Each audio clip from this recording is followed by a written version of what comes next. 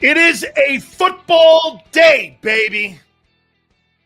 It's like a big-time Big Sales pregame show. Bengals, Eagles, and how you doing? Hit that like button. And by the way, thank you for all your concerns yesterday. We got things ironed out yesterday, and I want to make sure you guys understand how much I appreciate all that.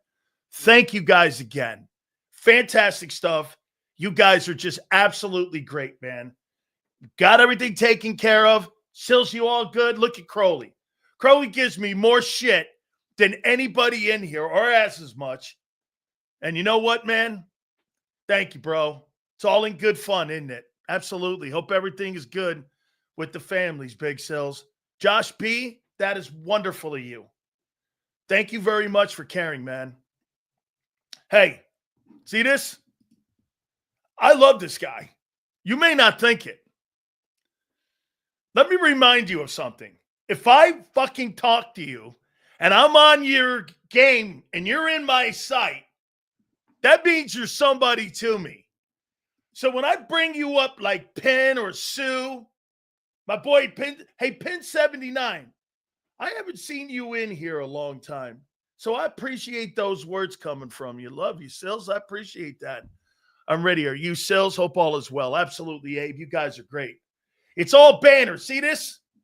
Look, dude, all good. You guys, okay, listen. Can we do this now? Can we go like this? Back to regularly scheduled programming?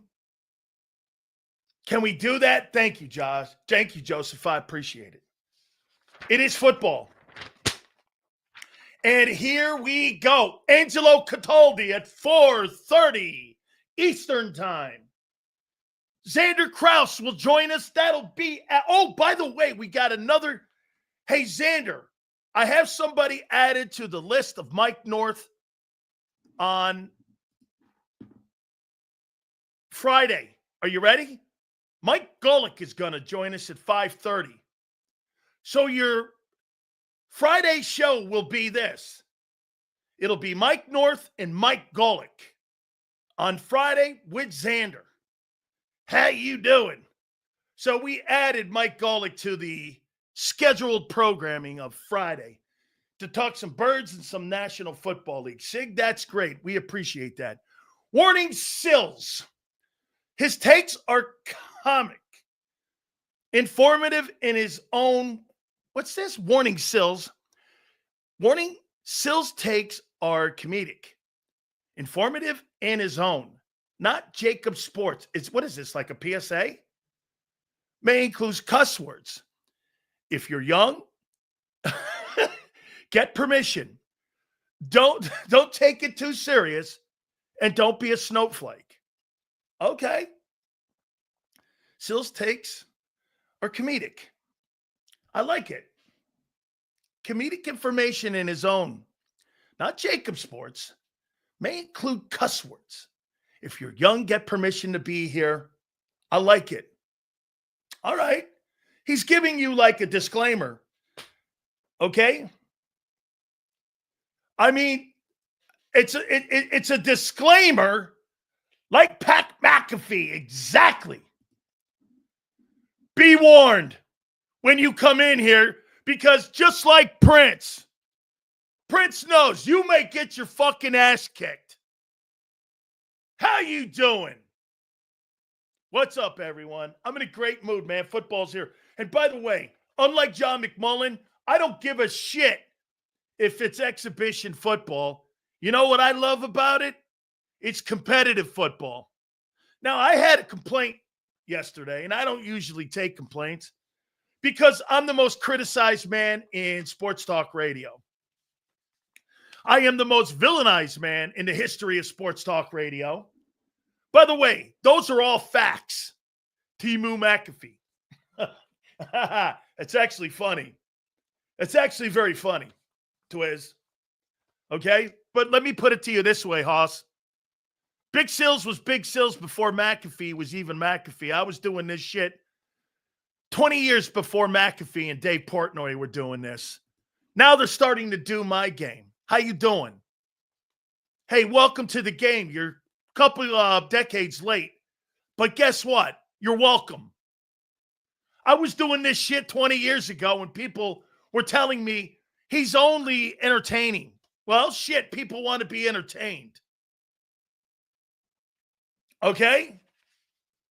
Good Lord, Sills, you look like Tony Saragusa in that college pic. You were a monster. That pic that I posted on my X account, Jimmy Johnson let me say goodbye to the Miami Hurricane fans. 83,000 that day. I walked out to the center of the field. They had my number on the back of their helmet for the Gator game. I walked out to the middle of the field. You're not going to believe this, but Galen Hall came across and shook my hand too before the Gator game. This was on TNT. You can go back and watch it. I shook his hand, and I said goodbye to the 85,000 that were in there that day in 1987. Then 2 days later, I was a Buccaneer. That picture was on the front page of the Tampa Bay Times. They gave me a chance to say goodbye to the Canes fans because I didn't get my senior day. Obviously, it was destroyed by the National Communist Association of America. And then 2 days later, I was an NFL player. So, yeah. That was sent to me by the Tampa Bay Times the other day, and I posted it. Brought back some kind of good memories because at least I got to say goodbye to Canes fans. So that was cool. Anyway, all right. I had a complaint. By the way, hit the like button. Super chats, as you see, go to the top. So I will make this comment to you. People are calling my show now, and I even had a guy on the Tampa Morning Show today go, Sills, there's surely a lot of glazing going on Jalen Hurts on that afternoon show of yours. And when you bring the greatness of Xander Krause on, it kind of accentuates it more. I thought you had a particular position. I said, I do. I think he's a really good ball player. I don't have any hatred towards the guy. I've seen better ball players in NFL history. I've seen better ball players in game right now. I mean, I don't have any disdain for the guy. I think he's perfect for what they're doing. You know how hard it is to match up a good quarterback with what a team wants to accomplish? It's impossible. Look at the Bills. The Bills can't match the talent up around Josh Allen. The Bills and the Bengals can't match the talent up around Joe Burrow. You get the offense right, kind of. Offensive line is the worst in the league. They can't get that right. You know how hard it is to do what they're doing in Philly? By matching everything up perfectly. Get this. You don't have the greatest quarterback on the planet, but you know what you have? You have a really good one. And that's good enough for what you're doing in Philly. And someone asked me, Sills, make a comparison to a player. And I'm going to go back and revisit this, and I want you guys to understand. I compare him to Russell Wilson. 3 years ago, I would never have made that comparison. How many think Jalen Hurts is better than Russell Wilson? You're probably going to say yes now because of what you're seeing now with a 40-year-old guy. Seals, if Jalen Hurts gets all the help on offense, why shouldn't Jalen Carter get the same? I think they're building that. I do. He's better. See this? Russell Wilson's a winner too. No dome. Don't take away elements, sun, wind, rain, or snow. I don't think they can have a retractable dome in New England due to the weight of the snow and ice. Up there in Buffalo, that's why. That's a great take probably too there, Penn. Okay? Potentially better. It's a great take. Okay. How many people believe that you think that Jalen, let me show you something here. I want to make a point to you. I heard John McMullen and Xander say that Jalen Hurts is on a Hall of Fame trajectory. Do you believe that? How many people believe that?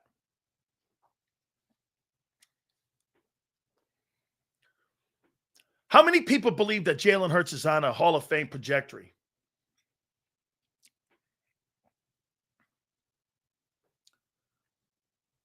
How many people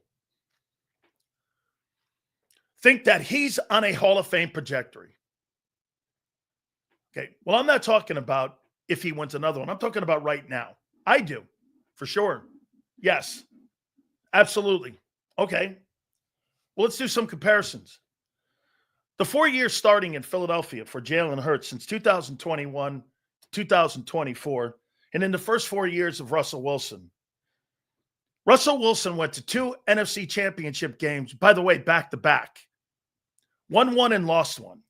His record was 46-18 as a starting quarterback. 14,000 passing yards and 106 yards, 106 TDs versus 34 picks. As I said, 2 NFC titles, first 4 years, 46-18. Here, and I'm going to finish this up. Jalen Hurts, 1791 in attempts, 1171 in completions.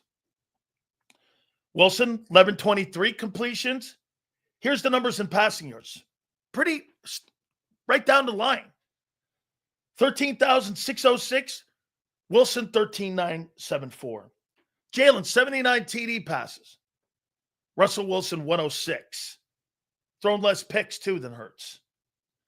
Hurts' record is 45-17.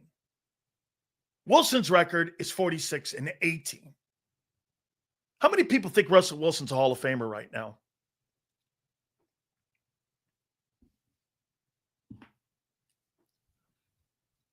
You're getting a glimpse at potentially what could be Jalen's career. Same thing like Wilson. Everything happened early in his career. We don't know. I'm not projecting that. So wait a minute.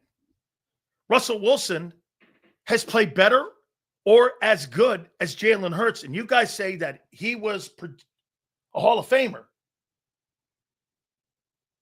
Jalen Hurts is projecting to be a Hall of Famer. Well, he's almost outplayed him or been as good as him. What happened? What happened? Organization got old. Players left. They had a great general manager. Hey, Schneider's a fantastic GM up there. I mean, ownership group changed because of Paul Allen. What happened? You guys are saying now Russell Wilson's not a Hall of Famer? Why? He got up to the same start, if not better, than Jalen Hurts. He actually went to back-to-back Super Bowls. Went back-to-back NFC titles. Seattle's the last team to do that, by the way. Russell Wilson was the last guy to do that. And now you're saying he's not a Hall of Famer. Okay. Well, I pumped the brakes on Hurts being one because you don't know how this is going to end. We talked to Jason Cole. Jason Cole doesn't really think that Russell Wilson is a slam dunk Hall of Famer. It's going to take a strong debate. So before you start crowning the kid, he's got a long way to go. Russell was on the same trajectory. All of a sudden, it wobbled down. Things with the team got worse. Financial decisions became a factor in Seattle, right? Russell Wilson's a better passer than Jalen Hurts. By far. That won't be debated. Jalen's a better runner, not a better passer. This guy's actually thrown for $4,000 a few times and 30 TDs. Okay? Russell Wilson will never be a first ballot Hall of Famer. Not happening. Get this. See this here? Well, why? You're reading into the future on Hurts. Not me. My point is I'm pointing something out on the first 4 years of factual work by Jalen Hurts and by Russell Wilson. The first 4 years That's not seeing into the future. That's stuff on paper, dickhead. Those are things they've accomplished. How do you know that he's not going to be like Russell Wilson, who was on a trajectory to be a Hall of Fame player? You guys are crowning him now, and I'm saying pump the brakes. Hey, by the way, it's great to have a fantasy like M. Reyes does every day. But at the end, right here, I've shown you that's not the case. You had another example. You know what the other example is? Carson Wentz. How many people believed when Carson Wentz was in that 2017 season that they had a franchise quarterback for the next 10 years?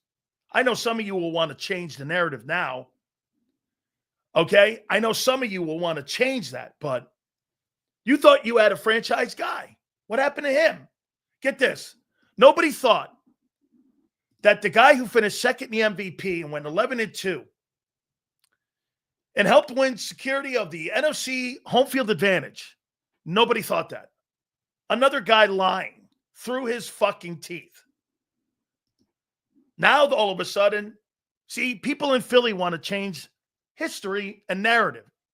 That's why I'm here. Okay? Shit, I thought we had a guy that played like Brett Favre. So did I. Okay? My point I'm making here, I'm not telling you and trying to disrespect Jalen here. How could I be disrespecting him when I'm comparing him to a guy 2 years ago? I would never. Okay? Here, let me go here. And let's take a look at this here. Let's take a look at Wilson's career for a second.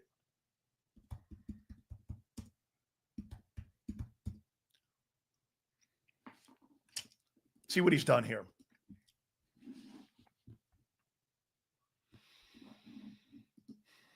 Okay. First 4 years were great. He won two, let's see, Pro Bowl, Pro Bowl, Pro Bowl, Pro Bowl. So first 4 years,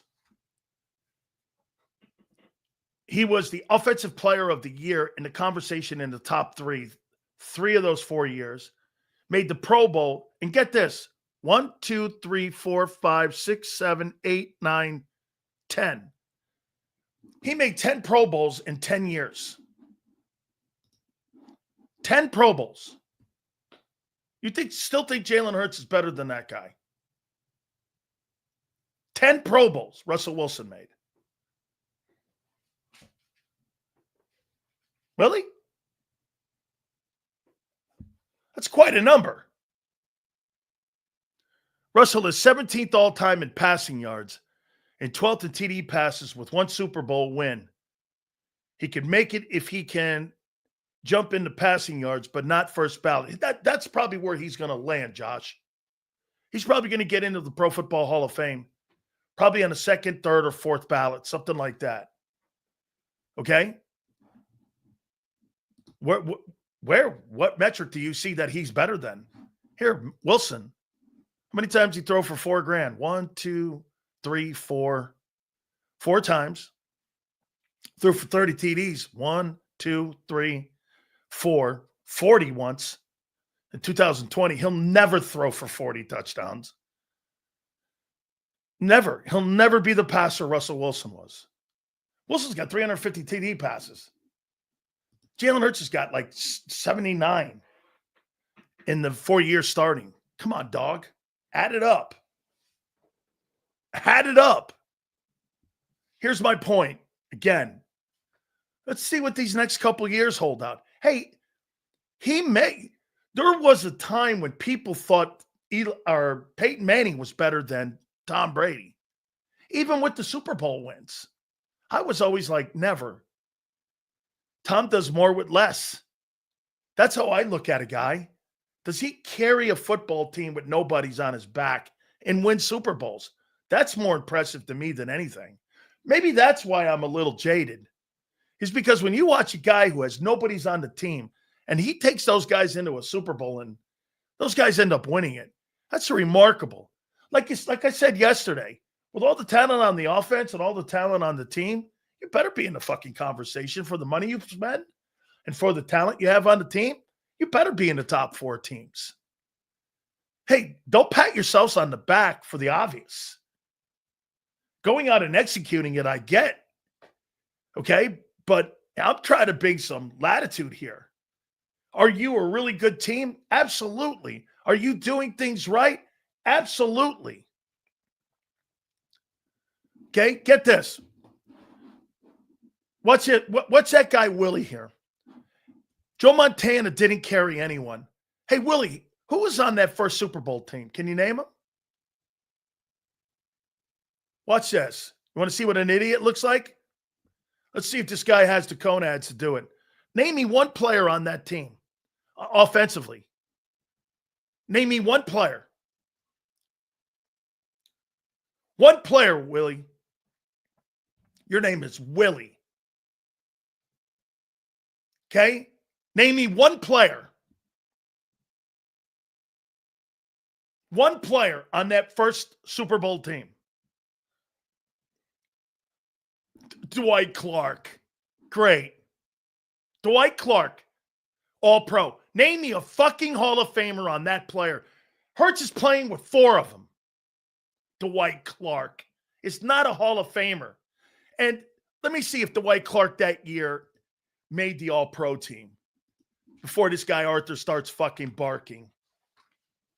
Name me one guy who was a Hall of Fame football. Jerry Rice was not on that team. Rice wasn't on that team. He wasn't on that team. I said offense. Obviously, you can't hear. Obviously, you can't hear. Name me one player that was Pro Football Hall of Fame worthy that played on that team. Didn't carry anybody.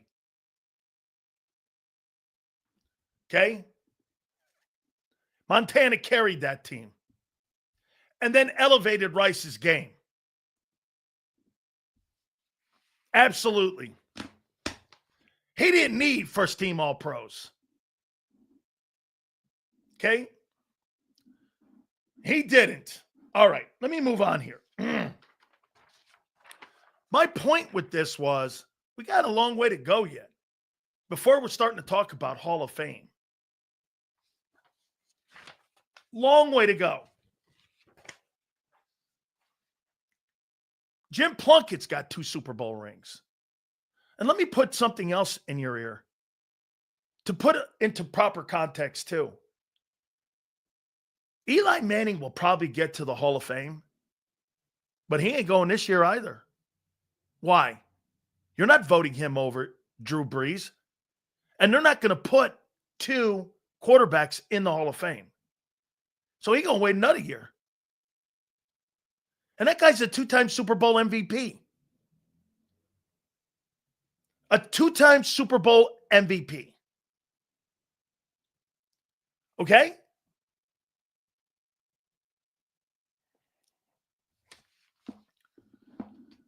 Who? Drew Brees will go ahead. Eli will wait another year. Because Eli's a 2-time Super Bowl MVP. All right. So, tonight's game. How do you look at tonight's game between the Bengals? Tell me, how do you look at tonight's game? What and how will you be watching? I'm going to help you out, guys, on what to look for. What are you looking for tonight when you're watching the Eagles? You're not going to see starters. Okay? You're just not. What are you going to be watching tonight in this ball game? I guarantee you're not even going to be looking at anything I'm watching. That's not a bad take. Okay? That's a great take. Okay, Ringo. D-line pressure. Physicality. Okay. Who is this? That's fantastic. I'm looking at the rookies on certain positions and depth pieces. Connection. Who? Depth position battles. Play calling. Defensive rotations. Hey, Brock, how long have you been in here? How long have you been watching the show? May I ask? It's really great because that's exactly what I've got written down here. Hey, Brock, how long have you been in here? Here's what I'm looking for. I'm looking at depth. I'm going to be watching. How are you going to watch him? Who gets the most reps? Who's playing the longest? There's twofold in this. If you're playing a long time in game one means what when it comes to people who are on the bubble and trying to win a job? What does that mean? Take it from me. Game one, if you play a ton, they want to know what you are and who you are. You know, I made this point this morning on my Tampa radio show, and I said this. I don't know who the fuck Kyle Trask is. He's been there 5 years. Why is he on the team? I've never seen him in preseason. I don't know who he is. So they signed Teddy Bridgewater. I'm like, okay, well, that guy's a nobody to me, Kyle Trask. 5 years. I don't know what the hell that guy is. Why is he on the football team? So you get a chance in game one to see who's going to play a lot and who Vic wants to use. Okay? This is backup battles. Who's going to be the Oren Burks? Do you understand? This is the Oren Burks, Isaiah Rodgers, Fred Johnson Bowl tonight.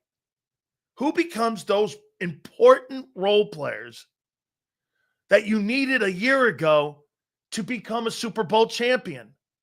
Let me ask you this. How important do you think Fred Johnson, Oren Burks, and Isaiah Rodgers were as a group last year? How important were those three men in your quest to win the Super Bowl? How important were those three guys? Shit, Fred Johnson stepped in for Mulata. Oren Burks stepped in for N'Kobe in the playoffs and won. Isaiah was the swing corner anytime somebody went down.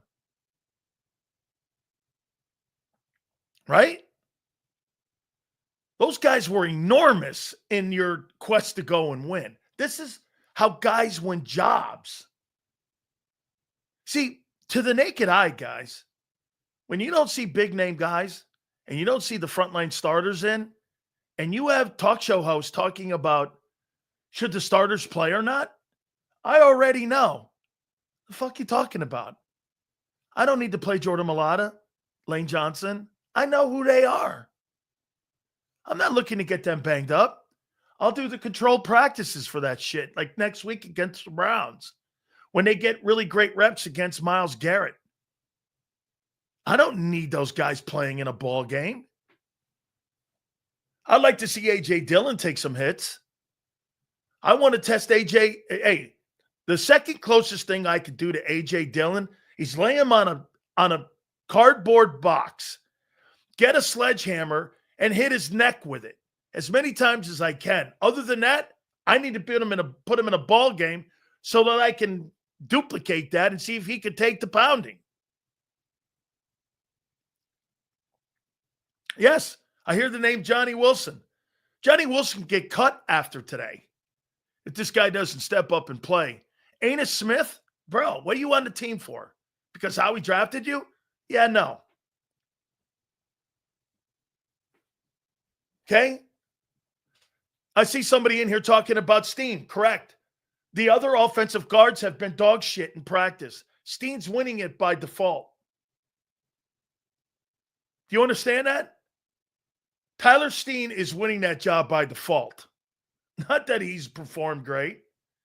He's doing well, but it's not that he's like blowing people away. Last year, you had competition. This year, he's winning it.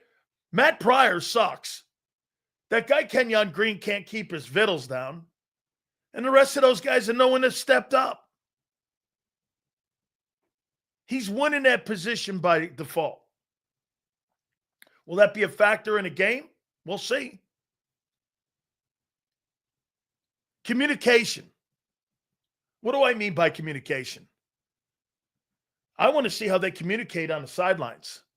Coordinator's going to be on the sidelines, I heard. Kevin Patullo. I want to watch how he communicates. I want to see your organizational skills on the sidelines. That's a thing. Vic's in the box for a reason. He wants to see the whole field. Kellen Moore can't see the field. How do you know that you have a good feel for the game? And seeing what they're trying to do to you as a theme and as a scheme on the sidelines, you can't see what they're doing to you. I think all offensive coordinators should be in the booth so they can see what the defenses are trying to disguise. And you can't see disguises on the sidelines. You're not looking at the other side of the field. You got to rely on the quarterback. He may be saying something completely different than you. I like guys in the booth. By the way, Kellen Moore was on the sidelines last year, right? Well, after they had all them turnovers early in the year, running the football, sure, if you're going to run the football the way you are, Kevin Patullo being on the sidelines is a good thing. If you're going to be in a passing attack, I think you should be upstairs. But if you're going to run the ball, I don't think there's a problem being on the sidelines. I think there's a different view of the game when you're looking at a passing game and you're looking at a run game. Run it right, run it left. I don't need to give a shit what you're doing. You can't stop it. I'm going to call it. That's how you look at it. And so let me add this one to it now. What and who is the most interesting person in tonight's game that you want to watch?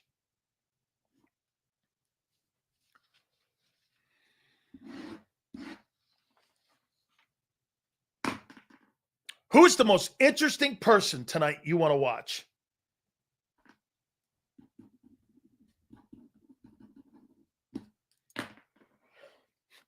The corner spot. Campbell. Campbell's playing? McKee, honestly, if Jalen goes down, he's the most important backup on this team. Very true. Not a bad take. First team Cincinnati. Getting closer. Okay? All right. Here's what I want to see. I want to get a sense of what Vic is going to do this year. And I want to watch him how he's lining guys up. Or is he going to try to bring pressure from the edges? Is he going to bring internal pressure with the linebacking core that he has now from the internal blitzes? Are they going to do more games in there? How's he going to rotate that secondary? Is he going to be mixing and matching guys like he does in practice? Is he going to do combinations? I'm trying to see what piece fits. Vic's the most important person tonight. How he plays players and who he plays them with. You get out there and you're on the third team and you're getting killed, or you're right now on second team on the depth chart and you're in there in the third team and you're getting killed, bro, chances of you making this ball team are not very good. What I think Vic has a problem with, there's still one problem that Howie Roseman has in his drafting. You know what that is? Because they draft him, they feel they have to keep him. Wilson and Smith are not very good players. Why are they here? Why are they here exactly? Help me out here. Why are they here? They're not very good. I don't see one redeeming quality out of them, except that Johnny Wilson's tall. That's it. What else? They're dudes, man. Why are they on the ball team? Because how we drafted them? That doesn't fly with Vic. That's why Vic throws those little subtle shots at Howie. You know, Xander said something yesterday, and those guys were talking about it today. And John McMullen said he didn't have a problem with it. Of course not. You don't have a problem with a coach saying, that's not the guy I wanted. But then Howie turns around and says, yeah, but that's the profile of guy you wanted. See, Howie doesn't get the people that Vic wants. He gets the people that look like the guy that Vic wants because he puts the economic dollar in it. And that's why you went Temu shopping. Will you be on the post-game show tonight? No. They're saving me for the big ones. September 5th. Okay?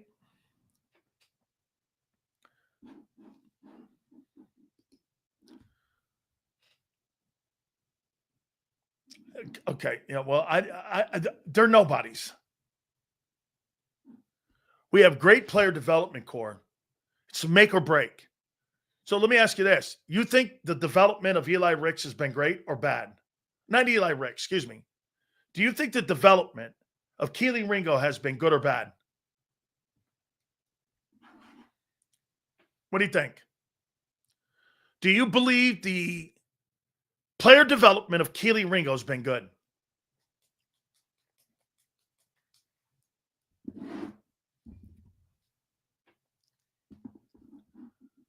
Yeah, you're just about out of time with the guy. I mean, you're out of time. He's due for a contract at the end of the year. You couldn't get him on the field a year ago because you couldn't beat Isaiah Rodgers out.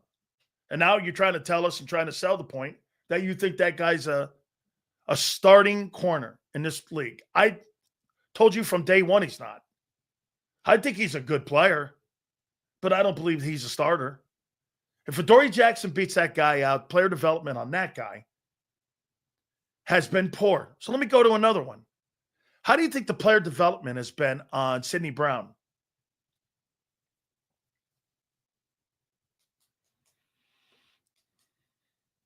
How do you think it's been? So Keely Ringo, it's been poor. Guy can't get on the field. Sidney Brown, what about his development? Good, bad, average, what? See what Crowley says here. Fine, he got injured. Nothing could do. Nothing they could do. Okay, so he gets hurt.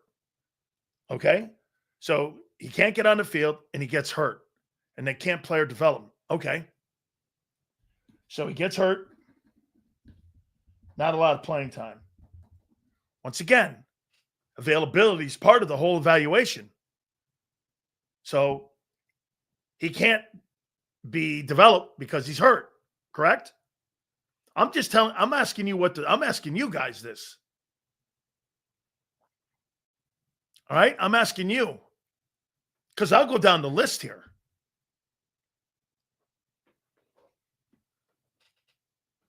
Okay? Get this, what? Due to the roster? You mean to tell me that Ringo couldn't beat out Isaiah Rodgers? And Isaiah Rodgers is some world beater. Okay. Yeah, okay. So, Sidney Brown's development. Injured, can't get on the field. It's been slow. Okay, so that's slow. The other one is slow. Those two guys you're starting?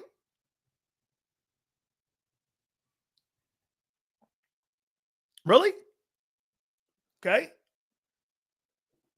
I want to give you guys a comment that was made by Lane Johnson. Lane Johnson said that Thomas Booker is going to be a Pro Bowler. I posted it on my X. The guy we traded is going to be a Pro Bowler. So who got the better of that deal?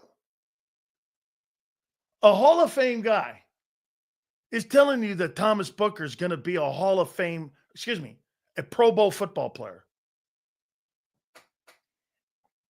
You might not want to hear that because the other day you were trying to tell me that Howie initiated that move with the Raiders. That ain't true. That ain't true. Okay? Lane Johnson. Let me get the quote. I got the exact quote here. Hang on. Here's Lane Johnson's quote that he said about the guy that you thought was just a throw-in. And Lane goes, I think this guy's got the potential to be a Pro Bowl football player. Who did what now? Who initiated what? Here you go. Right over on my X account. Former Eagle teammate believes that Raiders' new D lineman is a Pro Bowl talent. So I guess that he was on a podcast or something, Lane. Podcast, again, they were messaging in, who did a commercial with all-pro offensive tackle Lane Johnson, who played with Booker. According to the message, Johnson believes Booker will eventually be a Pro Bowl caliber player. He will be a Pro Bowl player. The guy's a beast in the way he has, and he has every tool there is in his toolbox to be a great player. Really cool. I like it. Keyword potential. You got a whole fucking defense filled with that word. It's funny. You use that narrative for Booker, but when I use that narrative for Jalix Hunt or any of the other guys that are on your defense, you don't buy the potential, do you? I see. Once again, as you guys say, you move the goalpost all the time in evaluating your players. I think Keely Ringo, that player development of Keely Ringo has been horseshit. You're out of time with him. You're out of time. Then if that guy has 6 picks, you're in a conversation where you got to pay the guy $25 million. I don't believe he's going to be there because I don't believe he's going to play. Then you kept that guy on the roster for 4 years for nothing. Get this. He's 22. I don't give a fuck about that. I care he's been on the team 3 years. This is not hall passes. Whether you're young or not, you don't get to stay on the team if you're not productive. I don't give a shit how old you are. That has nothing to do with the conversation. Can you play right now for us? And can you help us win? It's the only thing you need to know, especially when you've been on the football team for 3 years. And they go out and make a trade for a corner. You got to be kidding me. Right?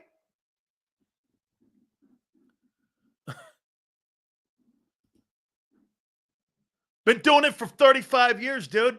If this is new to you and you think this is some epiphany to me, whatever. What's this? He was never supposed to play right now. Well, then when?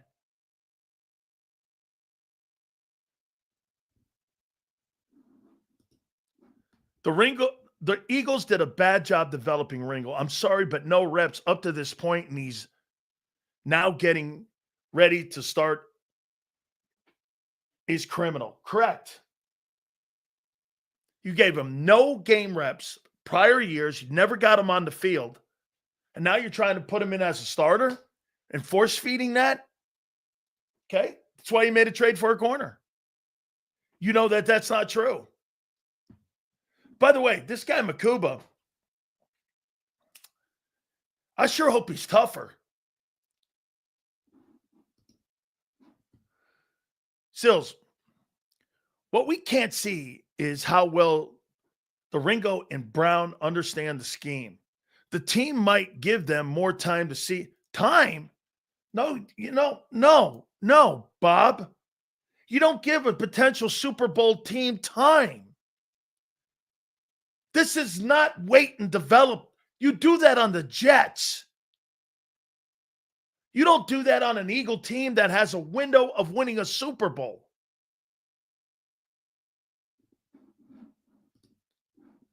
Dual threat.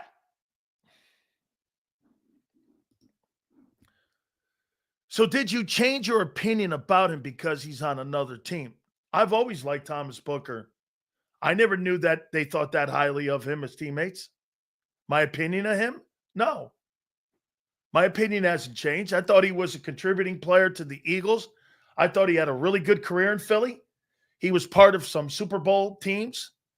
I thought he was a really good draft pick.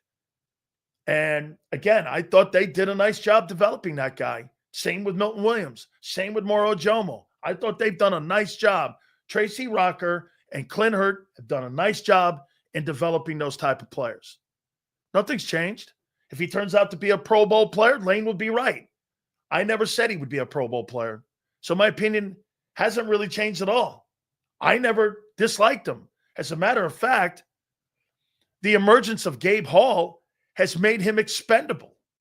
I told you this a couple days ago when we were going through that exercise, that you would have an opportunity to have Gabe Hall make this team. Vic likes him. All right? Vic likes Gabe Hall.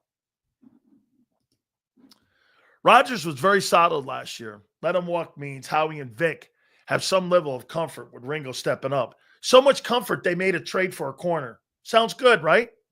Listen to this take here.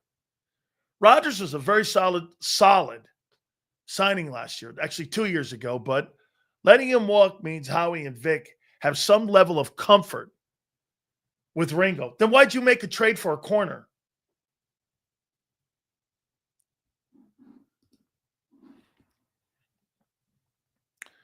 No, Sills. Bob Brown is expressing the same idea. I mean, got it. Okay. It might be his ability to remain in. I got it. You're right. His ability to retain information that's holding him back. You're talking about understanding and taking in the playbook. They can teach him everything, but he also needs to be able to apply it. More so than not, Prince. Prince is right. Dude, you can want to do all the right things, but for whatever reason, you don't know how to line up. That's absolutely true. Okay? Yeah, Angelo, my opinion hasn't changed on him. His play will change that opinion. Angelo, you have to understand something about players. And I'll say it one more time to you. My opinion doesn't change unless the player's play changes. If he gets better, how could it not? If he gets worse, how could it not? Nothing is set in stone with how a player's career is going to go. I just pointed Russell Wilson's out to you. The take was for me that Russell Wilson had a really great opening career and early part of his career. The back 10 years hasn't been very good. Organization, getting older, getting hurt. That's not a take. That's reality. If a player starts playing poorly, are you supposed to still sit there and say he's great? That's blind faith.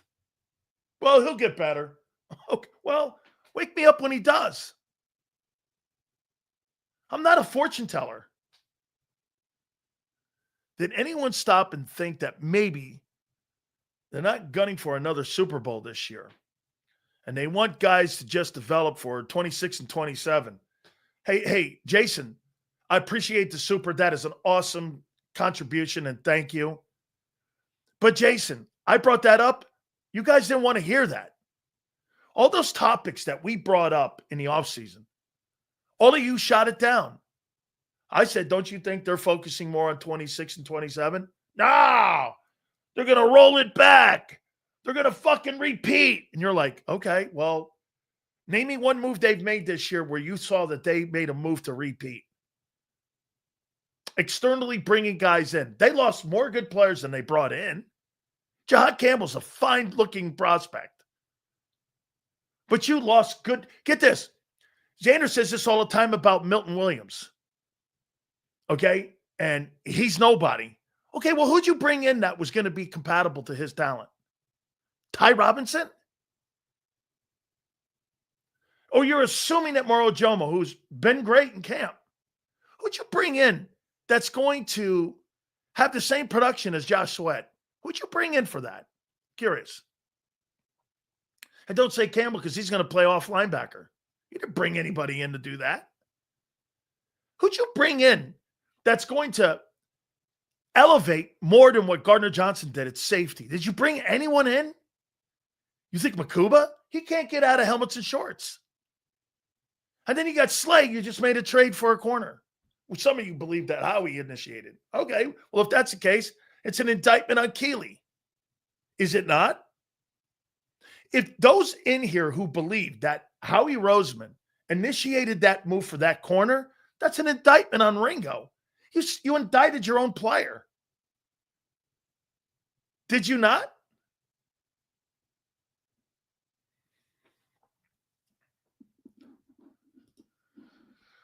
The goal is always to win the division. Absolutely true. Get a home playoff win. That's right. Be healthy going in and stick with that, what got us there. Absolutely true. Developing team to win your division is the number one priority every year. Okay? It's not that the Eagles don't fear anybody. They got to fear their own way of building a football team. Did they do too much movement in the offseason? Football teams don't give a shit about other teams. Are you making yourself better? You can't worry about what another team does. Rolla, nobody believes that. Scared of anybody else? Who fucking talks like that? You got to take care of yourself first. How did we do this year in the offseason? How well do you think we've done? Here, well, let me ask you that question then. Okay? Let me ask you the question here. How great do you think you did in the offseason this year? By the way, I'm asking you guys the question here.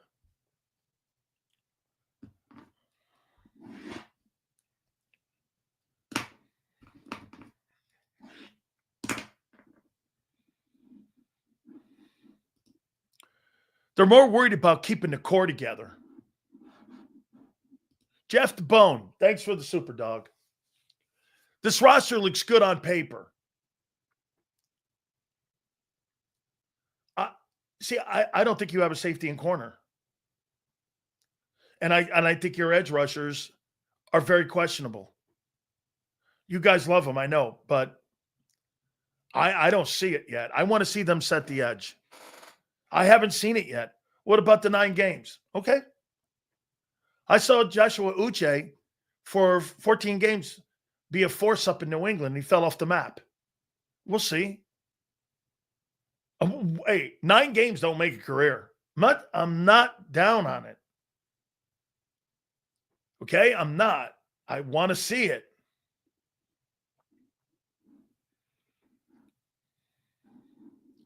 Every team's not the defending Super Bowl champion. And not every team gets rid of all their players on that side of the or half the roster on the defensive side of the football. I think they had an elite offseason. Core's intact. How did they have an elite? What did they add? I just asked you. I think that's crazy to say that an elite offseason by adding Jahad Campbell. We'll see if he's going to be elite.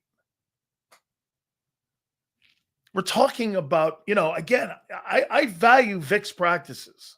I'm not saying not to. Seals, who are your top 5 players to watch tonight? Also, hope you and the fam. Thank you very much, Gabe. I appreciate that, dude. Means a lot. I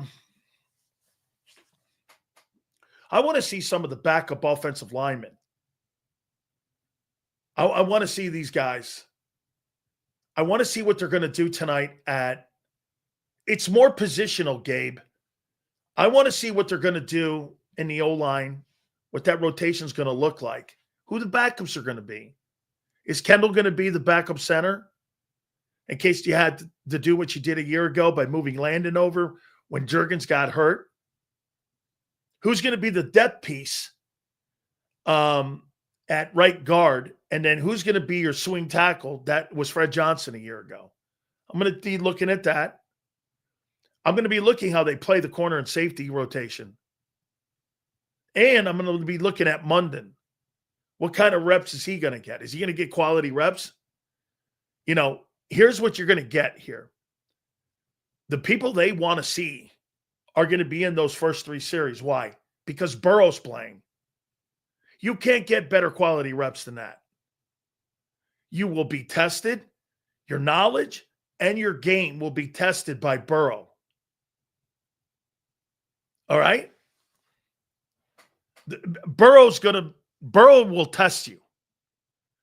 And so he's going to look for the missing links. Vic is going to be able to adjust to that.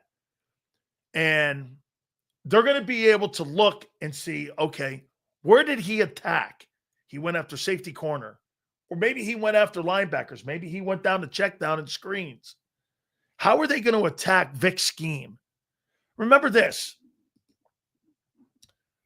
That, to me, is going to be the approach tonight. How are they going to attack Vic? Okay, now look, obviously, you got backup players in.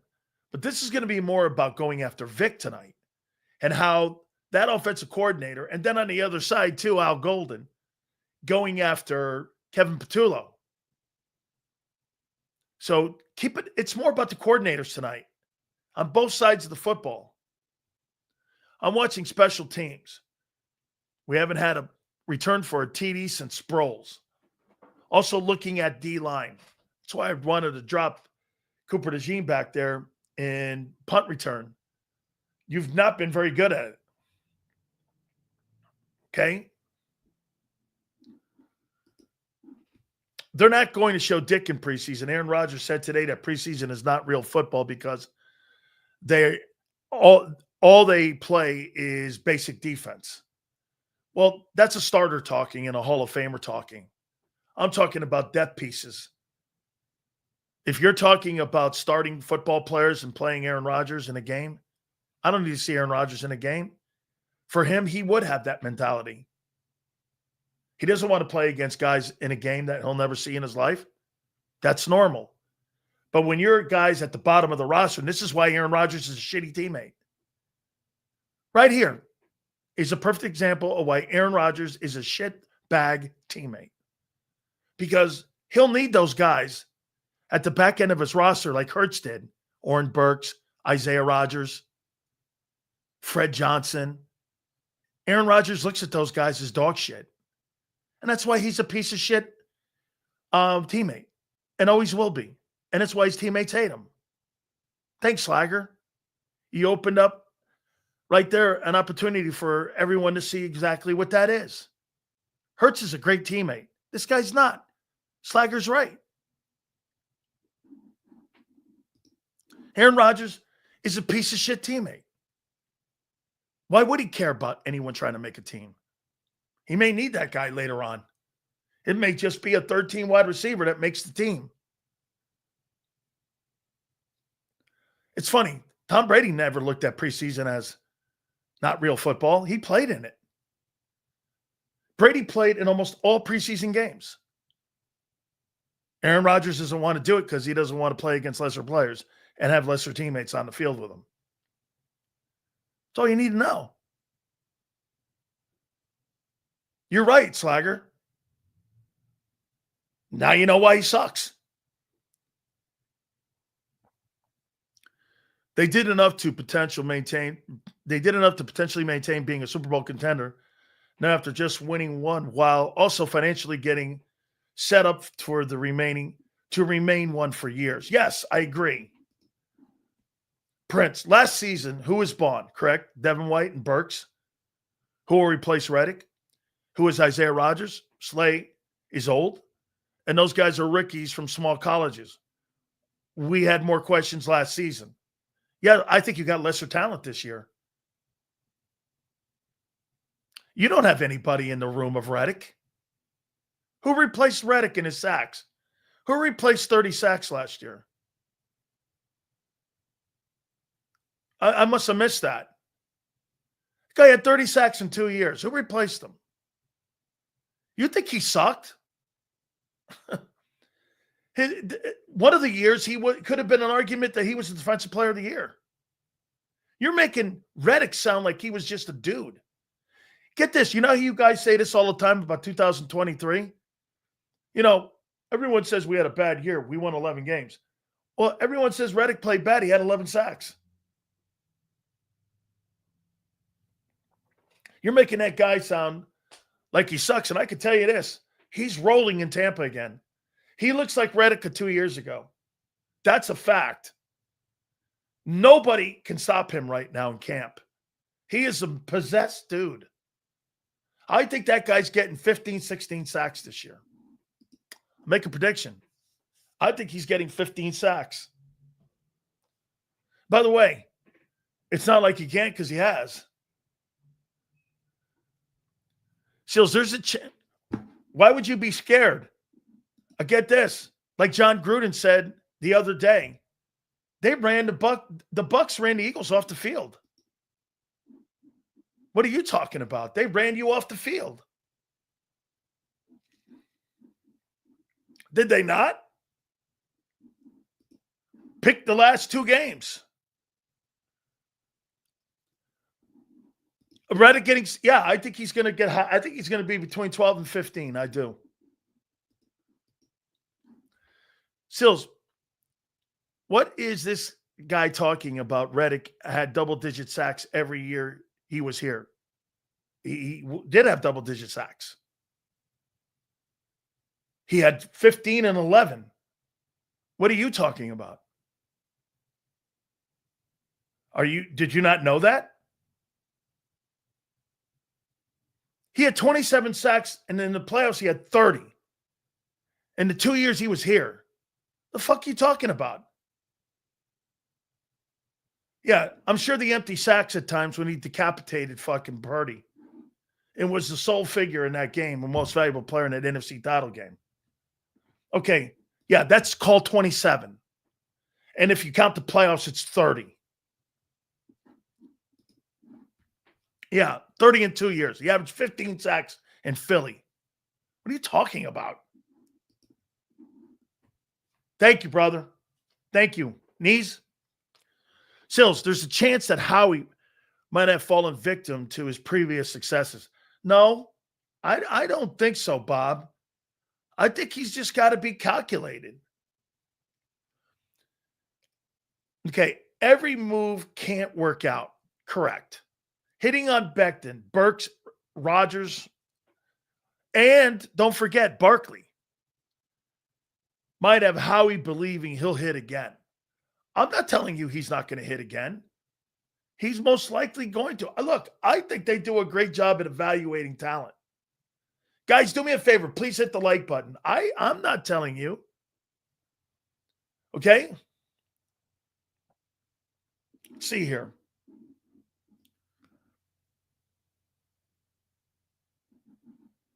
Okay, Prince. I got you, brother. Super chats go to the top. Thank you, guys. Seals, were you in Dallas during the bout? No. I don't think so. I was there for Landry's last year and Jimmy's first year. I was inactive though, but I was there for that stuff. I don't think so. I think the Bounty Bowl was the second or third year that Jimmy was in Dallas. I can't remember. Okay. Here. You must be new to the table. This clown be talking just to talk. You bring nothing to the table, Sileo. The racist clown. Okay. Let's go here. By the way, thank you for the compliment. He was a hell of a player when he played for the Eagles, no doubt. He was a great player, actually. Okay. Let's see here. Bounty Bowl was 89. Well, then, yeah, I was. I didn't realize that. Yeah. Yeah, M. Reyes. If somebody posts something like that, I know I'm winning. That's my new conclusion. If somebody posts things like that, I know I'm winning. Sills, I was on the same page with you. There you go, Blaine. Thank you. Please hit the like button there. Yeah.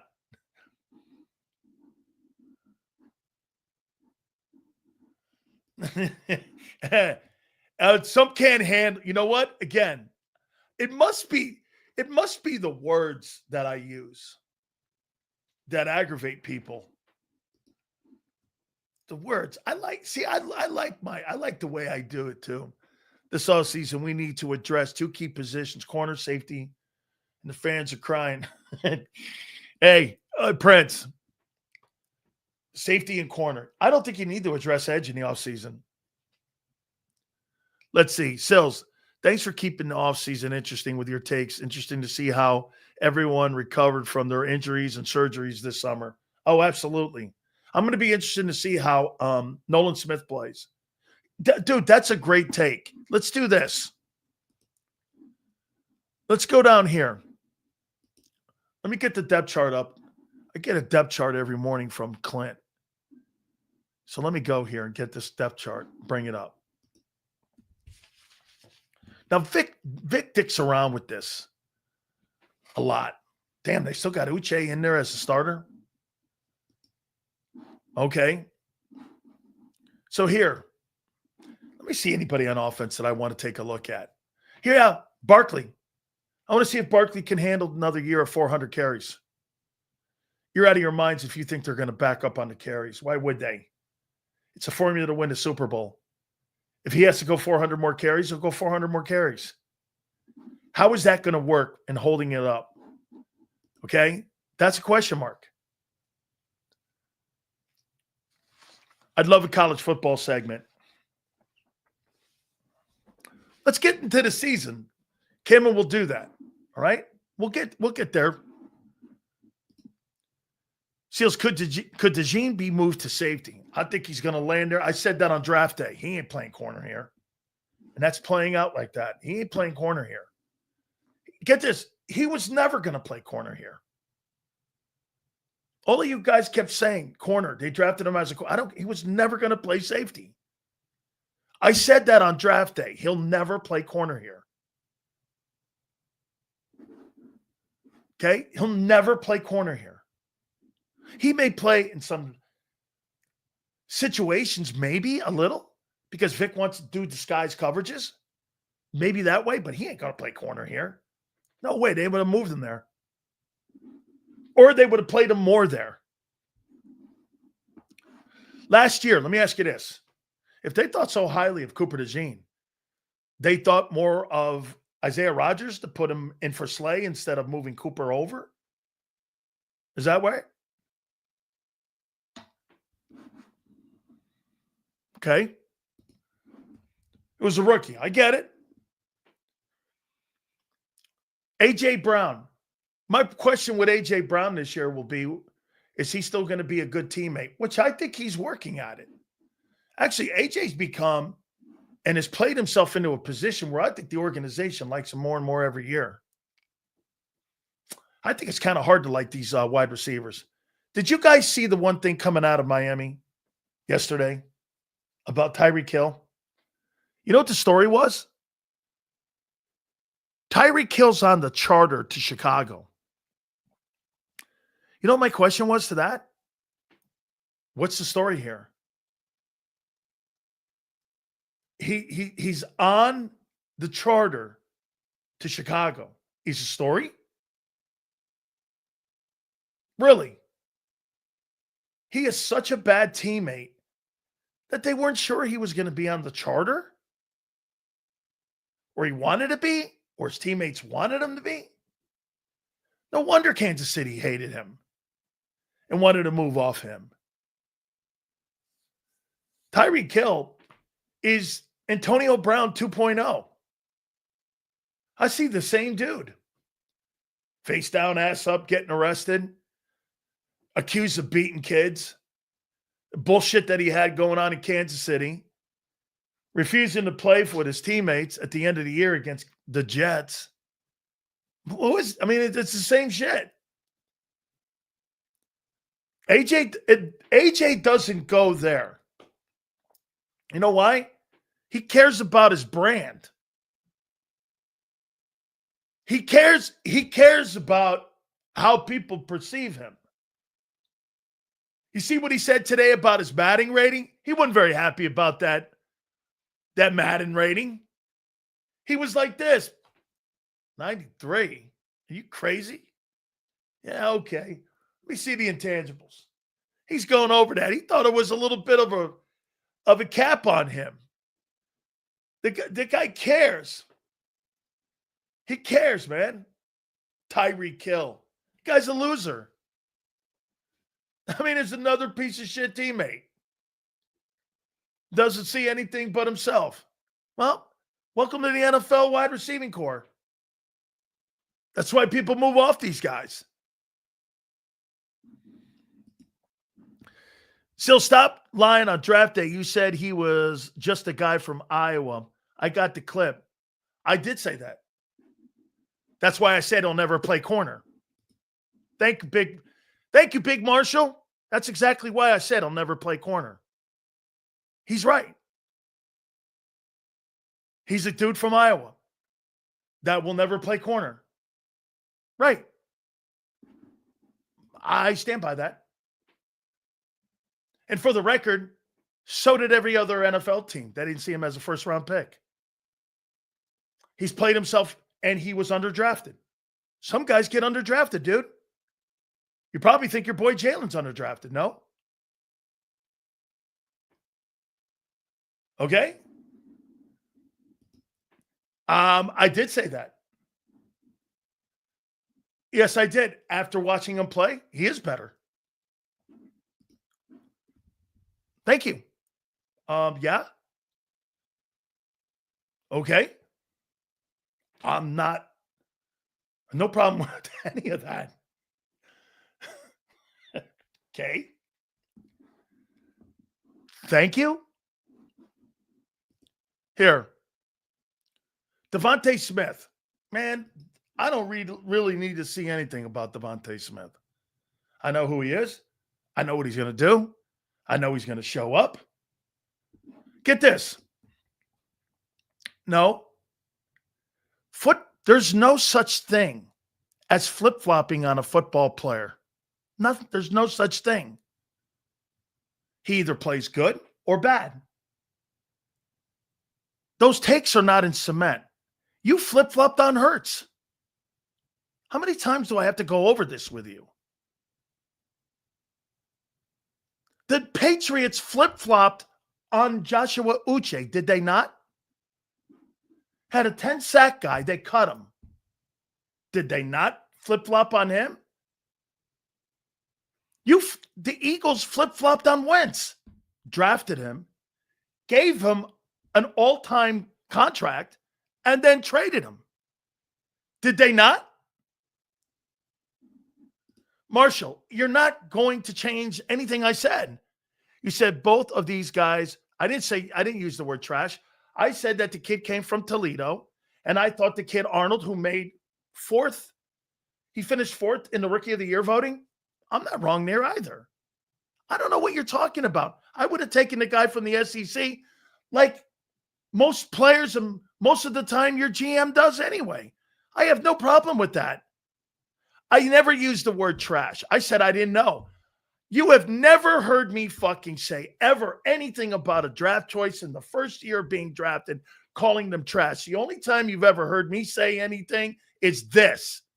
I don't know. We'll have to wait and see. 3 years before you can get a great assessment on a player. 3 years. Bro, you're fucking out of your mind. I 1,000%, except for the trash, agree with that. Okay? Q and DeJean are better than Arnold. No, they had a better year. Absolutely, I wanted Arnold because he's an SEC guy. And why would that be, Abe? because how he drafts out of the SEC.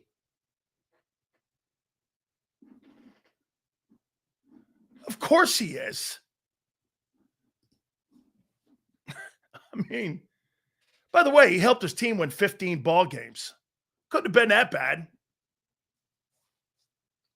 Hey, 1 year doesn't make a career. Let's see how this plays out. All right? Damn shame. I guess not all SEC players pan out. Yeah, okay. That's right. They liked Mitchell more. All right.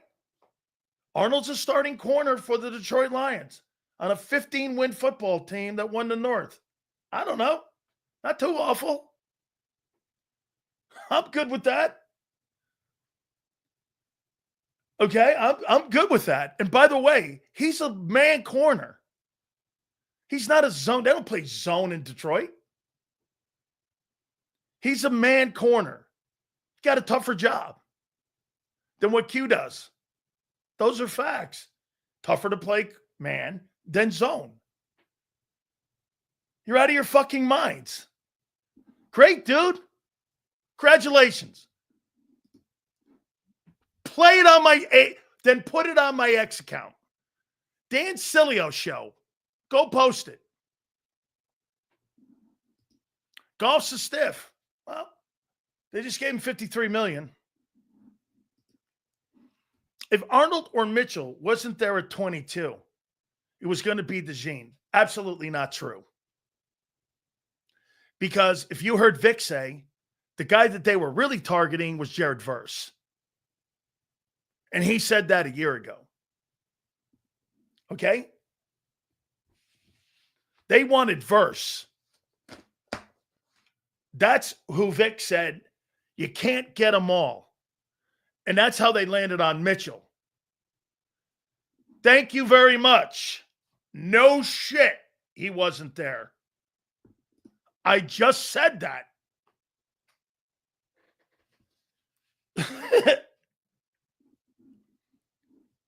Vic said it a year ago. Though the guy Fisk and Verse they were targeting. That's who Vic wanted. Was Jared Verse. Because it would have solved a lot of issues for him. By the way, Aaron, hey, by the way, Arnold is a good ball player. Didn't miss on that. They won 15 ball games with him. Let's see here.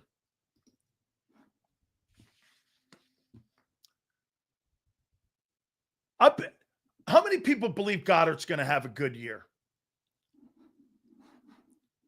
How many people believe Goddard will have a good year? By the way, I wanted to wait for this, but it looks like Gardner Johnson's out for the year. I mean, reports are coming in that he's out for the year. I just got somebody texting me.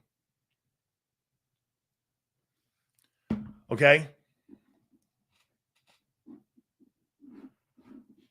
So, he's out for the year. Isn't that funny? That he goes to Detroit, he gets hurt, comes back, plays. Now he gets hurt again. I mean, boy, what a rough year for CJ Gardner-Johnson. You get blown off your team that you wanted to be on. He gets sent to Houston, and man, and it looks like Gardner-Johnson. I just got a text message. It looks like he's gone for the year. Boy, that's training camp before the first exhibition game. You can blow your knee out. Okay. How so? What does that mean, senor? That the Eagle training staff knows what they're doing. What are you insinuating? What a move by Howie? You haven't figured your problem out yet. Well, you're glazing over a guy getting hurt, and you haven't figured your own safety position out yet. Oh, so you're blaming the Houston Texans for his injury? Is that what you're saying? Their training staff is not taking care of their players? I'm missing this here. So you're saying that Houston Texans are training their guys too hard and that the Houston Texans don't take care of their players. Is that right? And that the Eagle players, they're healthier and that Gardner Johnson wouldn't have been hurt in Eagle camp. Is that right? Really? Maybe it just happened that the guy got hurt and you can't really dictate that. If that's the case, how come Sidney Brown's been injured his entire career in Philly?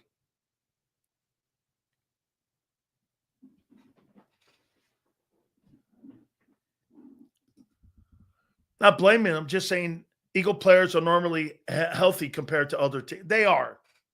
Senor, if you're laying on that vine there, you're right. Dude, I think the toughest thing for me to do is like tonight. Tonight, for me to go like this, do you want to see starters? Man, I cannot tell you how difficult that is. Sills, do you want to see starters tonight in the game?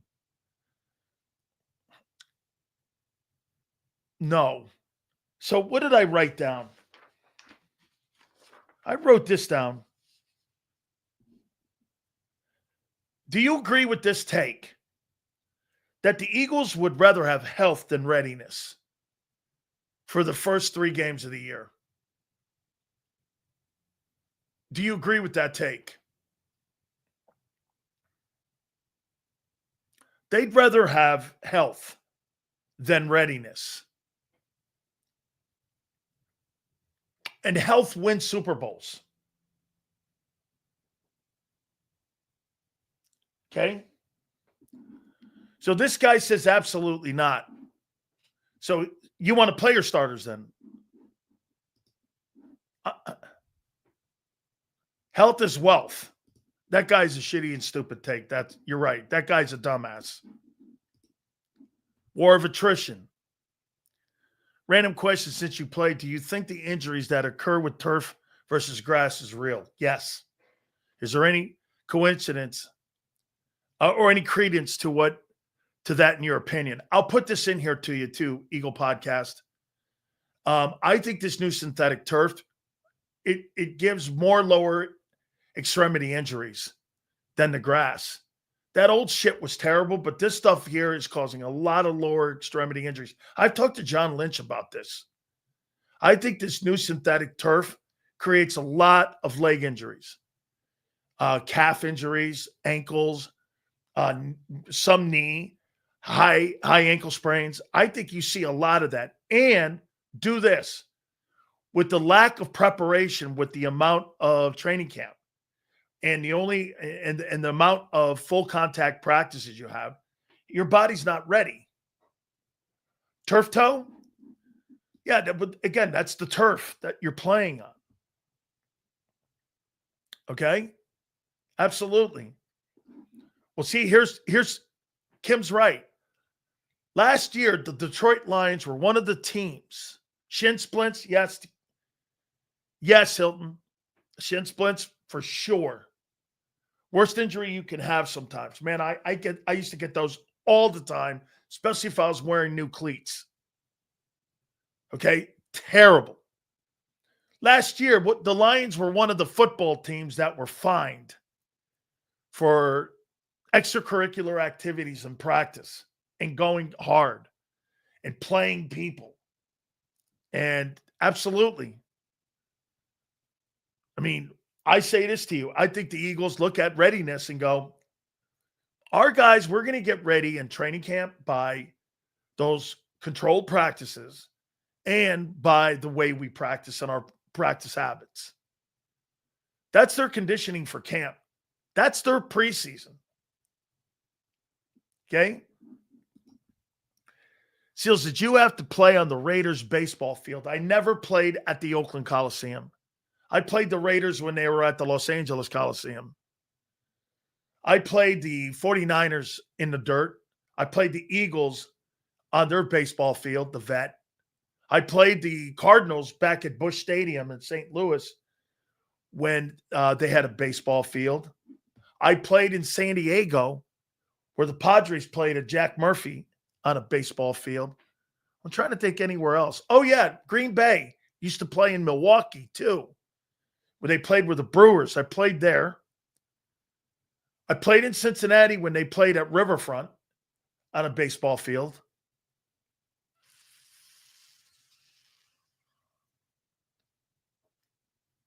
I think that's it. I think the rest of them, I'm trying to think. Miami. No, I never played them at Joe Robbie.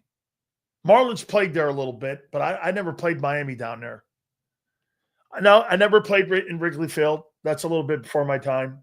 I played at Soldier Field. Candlestick Park I played. Actually, Candlestick Park is the worst of all time.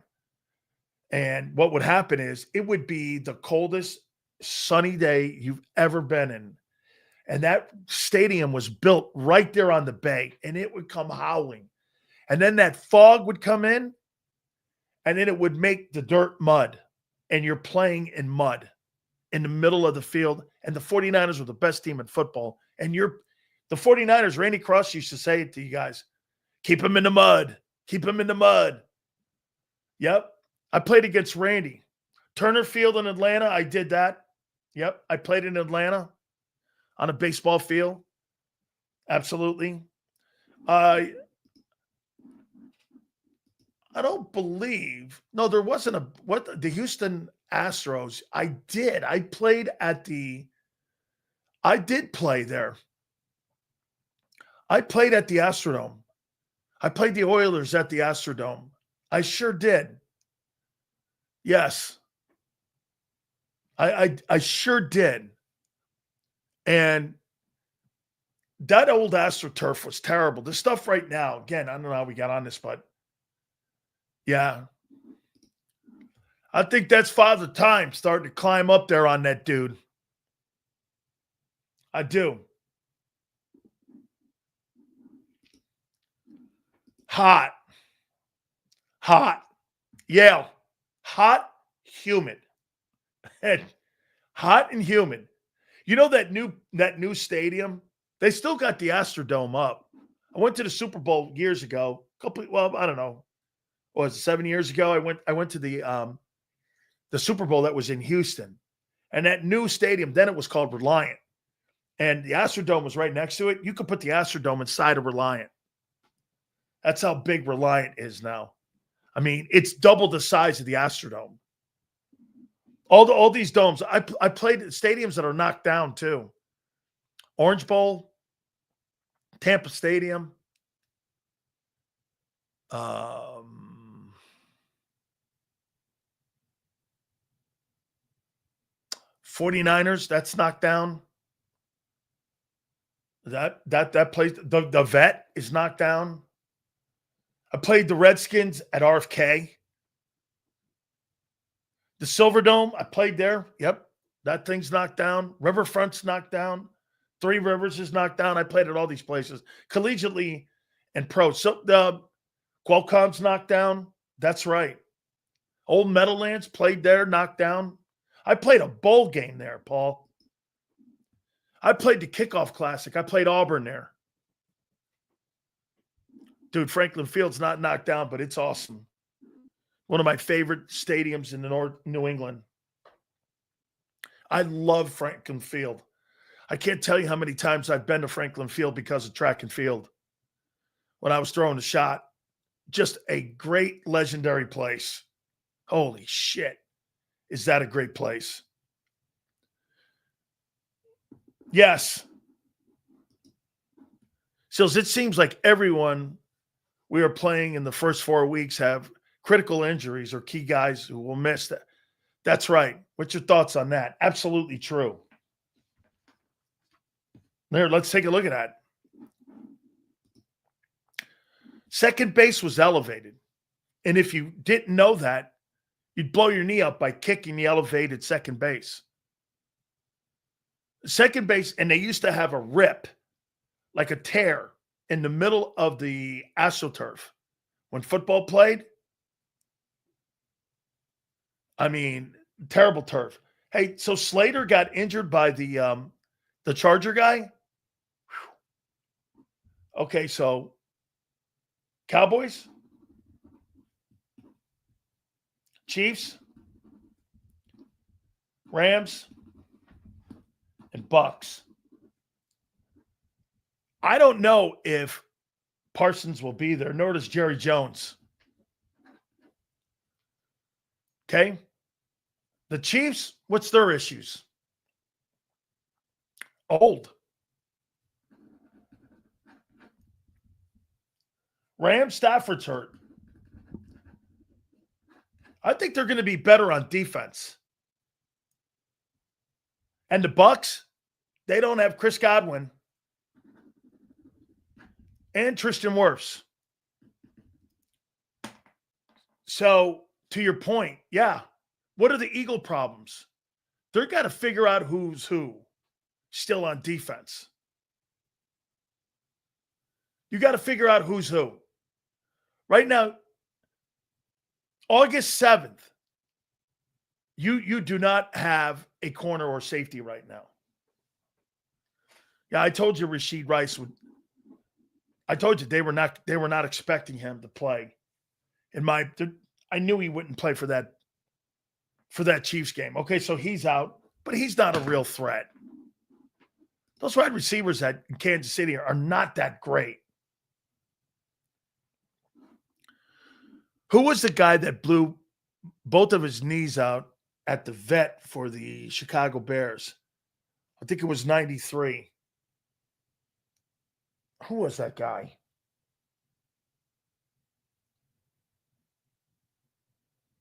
I can't remember that guy.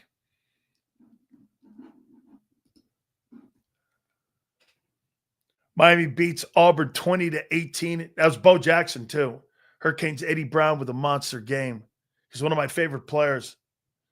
Absolutely. I think we held Bo Jackson to 18 yards rushing that day. Was it? What? I can't remember who it was. I don't believe it was Hampton. I don't believe it was Hampton. Yes, I played at JFK. I played at it's not actually JFK, it's RFK. Where the Redskins played? Yes, that's RFK. Seals, don't you think even with the holes that we have on defense, it's Hurts' fifth year starting. He has to make up for our deficiencies and put the team on his back. Wendell Davis is the guy, okay? Wendell Davis, I think he was drafted initially by New Orleans. This is the problem, though, Dave. See Dave's take here? Okay? See Dave's take here? It's not terrible. But this is the problem that you do with organizations that fail quarterbacks. Dave's saying this. Sills, don't you think it's time for Hurts to step his game up as the defense gets acclimated? No. It's the organization's responsibility to make sure they build a football team around Jalen at all times. Sometimes it may look a little different. It may be better. It may be worse. That's what they had in New England. It never fluctuated where it was god-awful. And I don't think it's here. Look, maybe what I haven't done to you guys, do I think you're god-awful compared to what you were a year ago? No. No. And as I tried pointing out to you, even though you guys, do you know the difference between being the fifth-ranked defensive football team in the NFL versus being ranked the 11th team is? You know what the difference is? It's 6 yards. Do you really think that that's that much of a difference? 6 yards? 6 yards difference. between the 5th and the 12th team. That's not that much of a difference. How do you know most of those yards aren't gained with garbage yardage? And teams playing from behind. You're not the same unit as a year ago. You don't even have, hey, what's crazy about our conversations all the time, not only you're not the same football team talent-wise a year ago, yet you don't even have the same fucking names.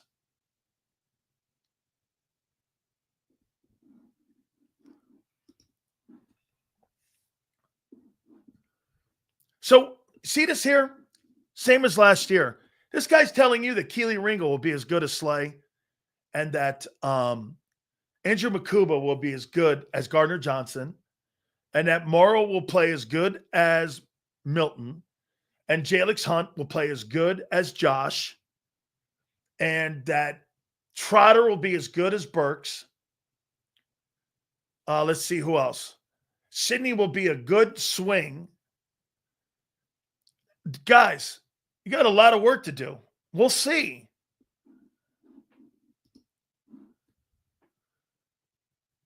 You're supposed to raise the bar every year. The problem is we set the bar so high. Well, I don't think you set the bar high. I think you set the bar high by your performance. Sills, turf a culprit. ACL, MCL, PSL. Kills lateral pivot. Absolutely, man. Anterior crucia, a meter collateral. All of those injuries, man, are because of AstroTurf. Sorry, Sills, I disagree.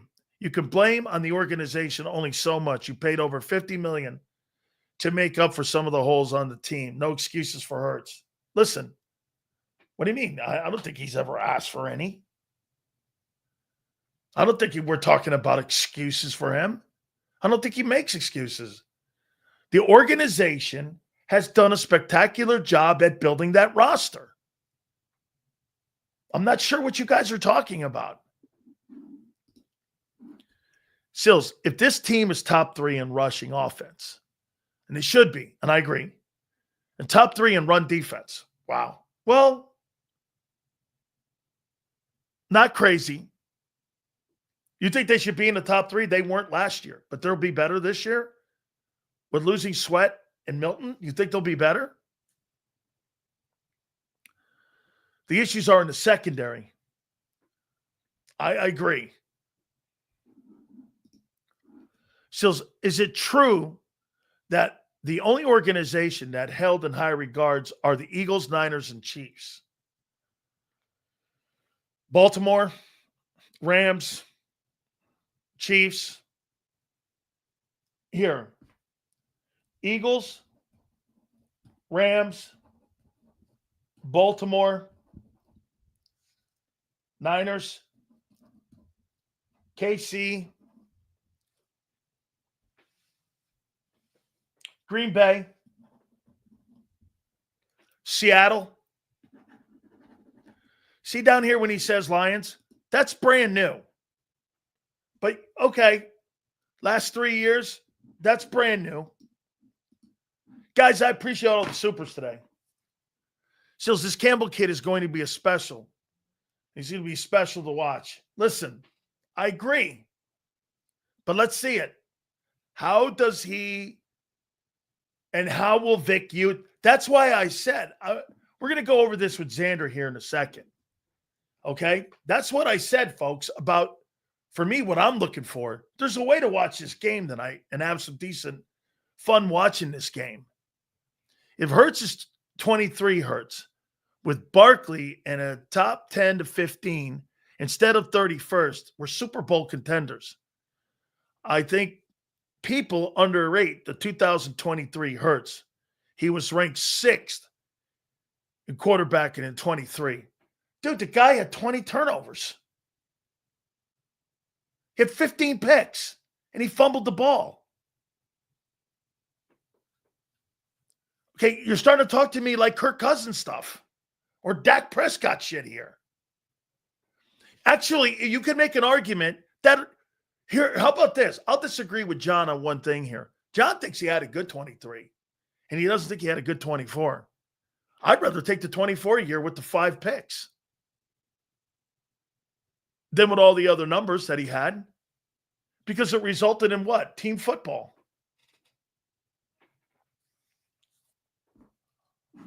Boy, I like the way Xander crafts those questions, boy. Xander's like Monet. Like fucking he's gotta be like Monet. Let me see here, man. Let me craft this thing. He's really slick at it now, too. He's adding a little twist to it all. It's good. All right.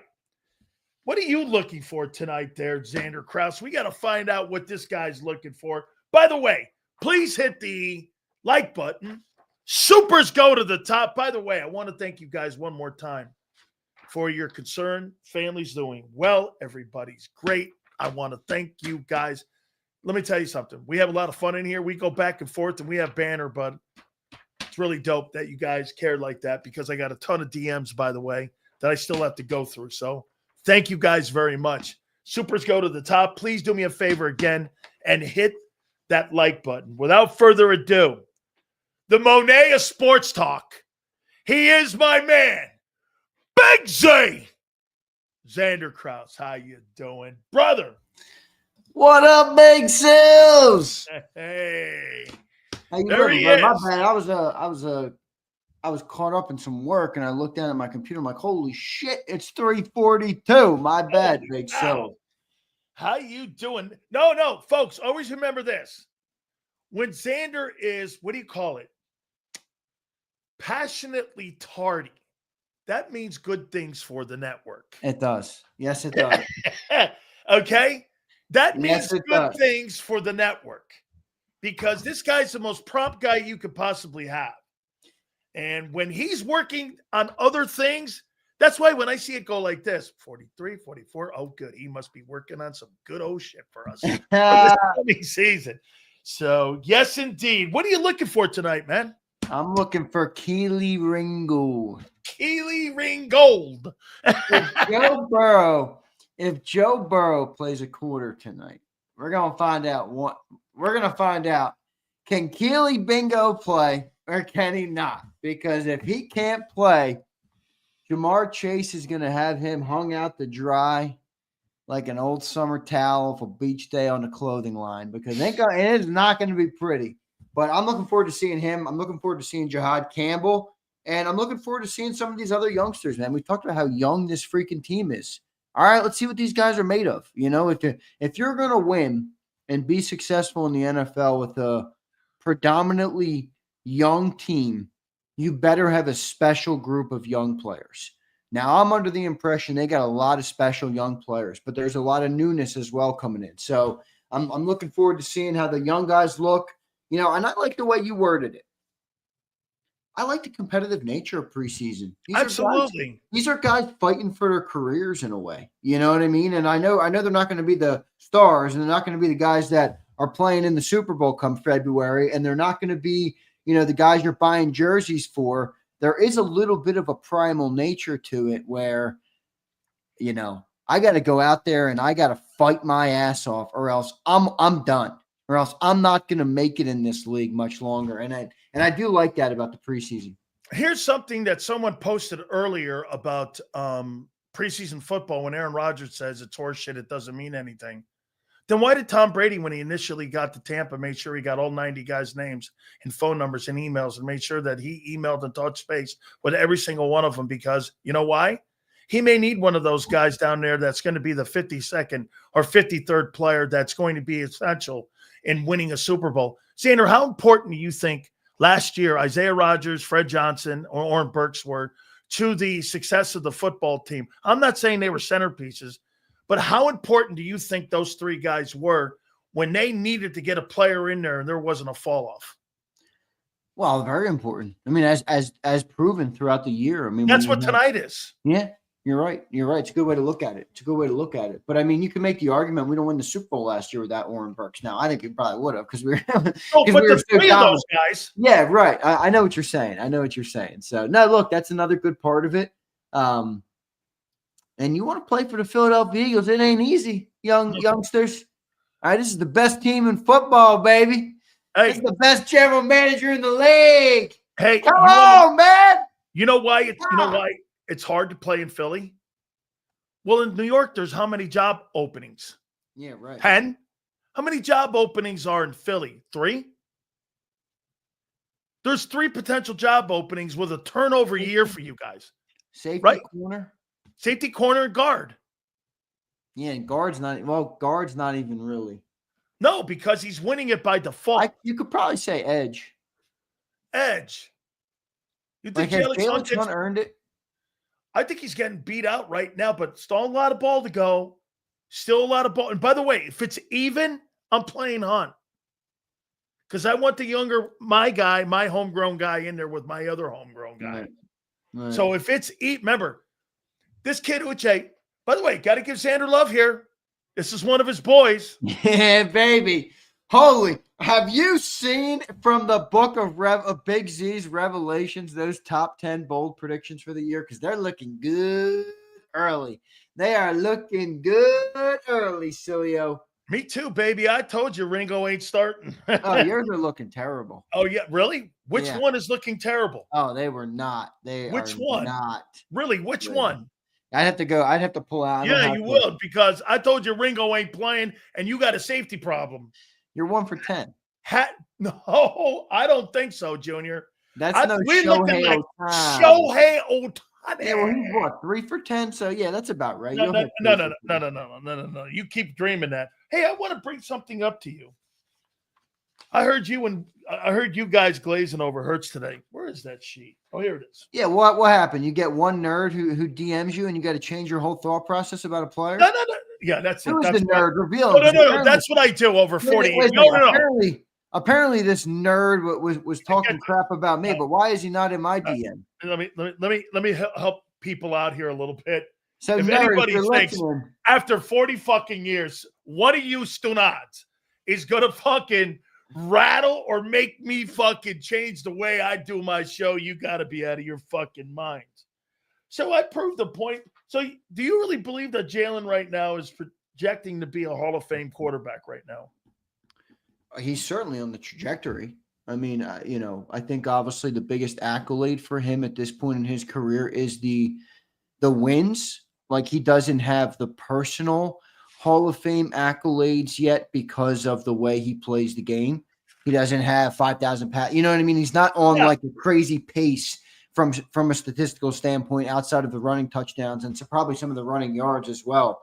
But look, I mean, the level of winning that's been accomplished since he got here. I like the way John phrased it this morning of wins aren't a quarterback stat, but the more you win, the more they become one. I heard that. You win a couple bowls. Okay, that's Eli.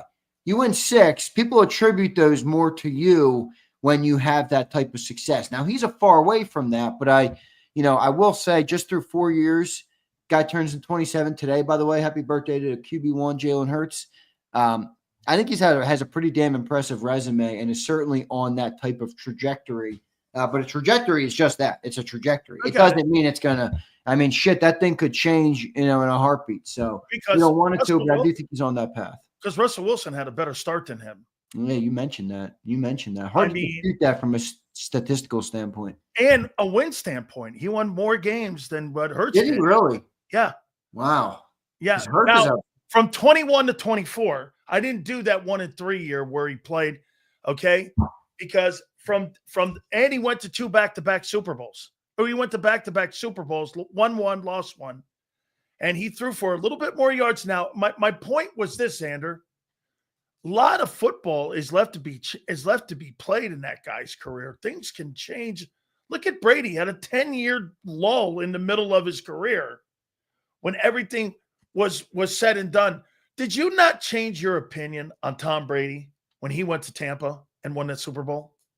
Did it not solidify everything that he had done? It definitely. Because for me, it did. Yeah, it definitely shifted it into – that's actually a really good point. I mean, if Brady never leaves or Brady ends his career after New England – like Rodgers. What's the difference in perception on him with Belichick That's right. As compared to what it is now after he left them and then won. Holy moly.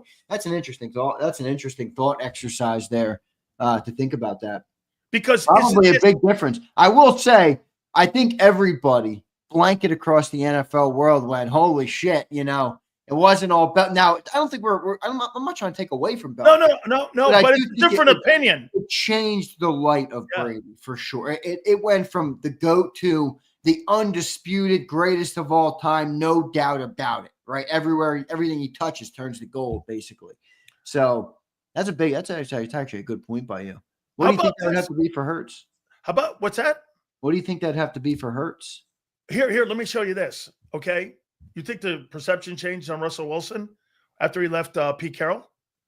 Yeah, not necessarily, obviously not for the better. Not for the better. That's why now people are looking. My point is, you take him away from Philly. What is he? You think he's Brady? Take who away from Philly? Jalen.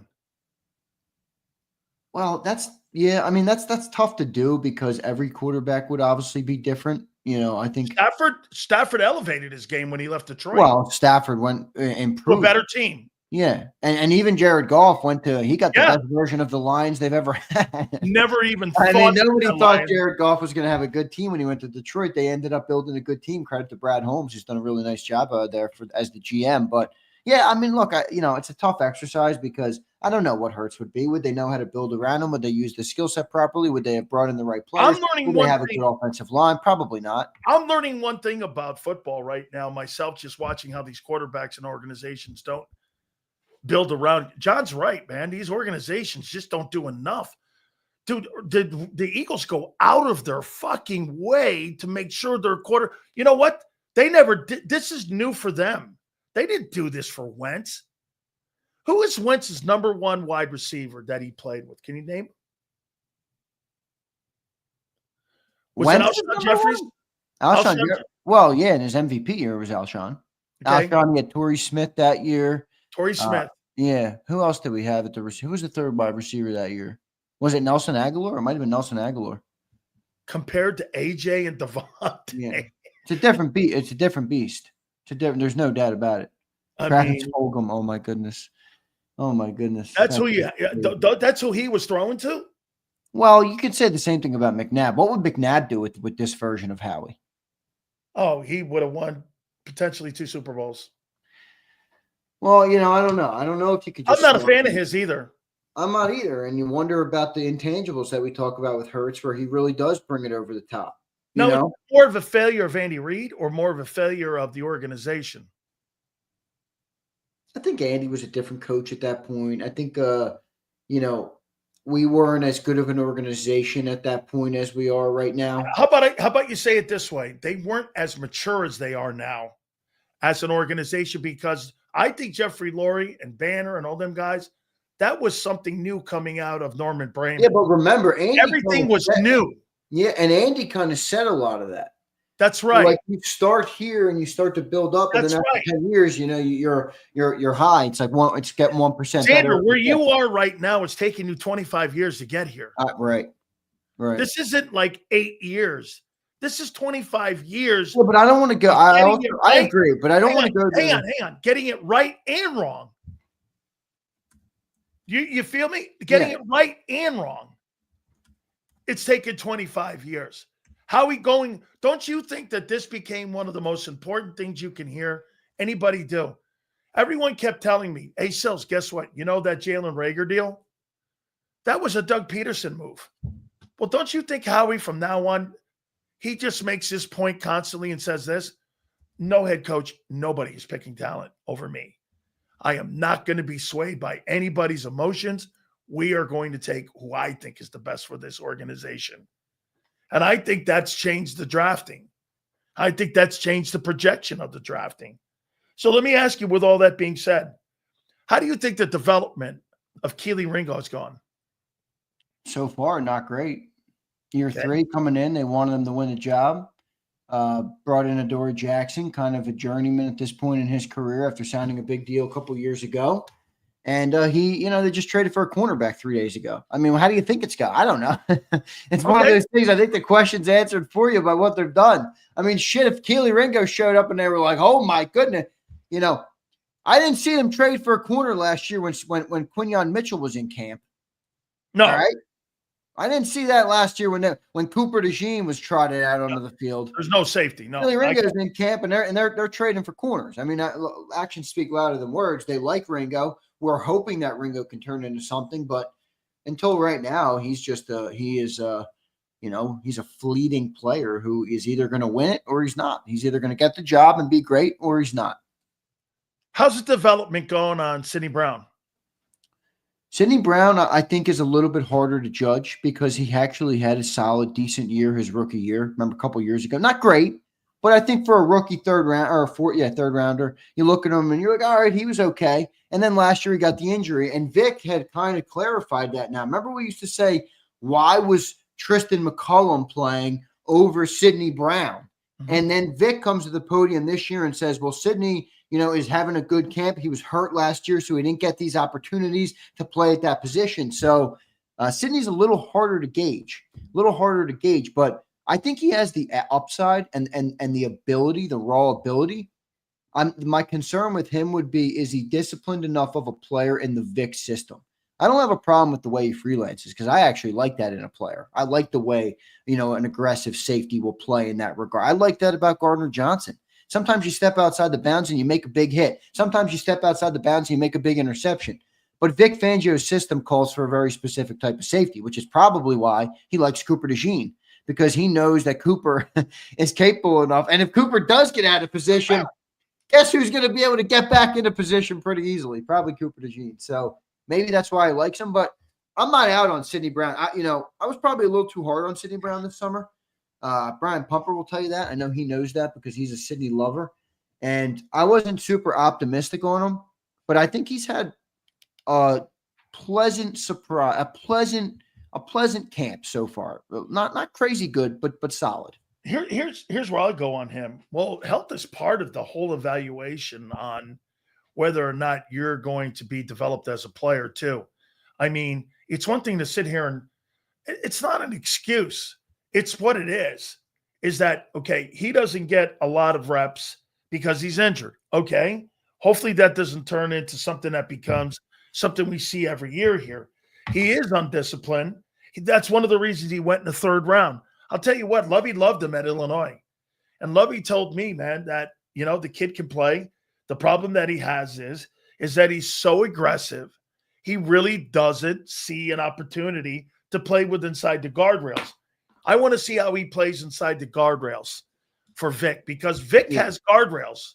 Yeah, 100%. He puts people in guardrails. 100%. That's exactly what we're watching on Sidney Brown. If he can do that, Sills, I actually think he's got a chance to be a good player.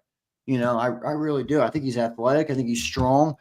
He's fast. Kind of has a good instinct about him, but sometimes he can overcommit. Sometimes he can make a false first step or, be a little bit, as we say all the time, undisciplined. And Vic is going to, I'm sure Vic's been honing that in. Did you hear, an interesting comment that I pulled from Johnny Mack that I didn't elaborate on the show in the morning with him, but I probably should have, is that he's noticed Sidney has a lot less negative plays, but also a lot less splash plays. And I think that John said that's the sign, though, that Vic is saying, stay in your lane. Do what I'm asking you to do. Don't freelance too much. And you're going to get less splash plays.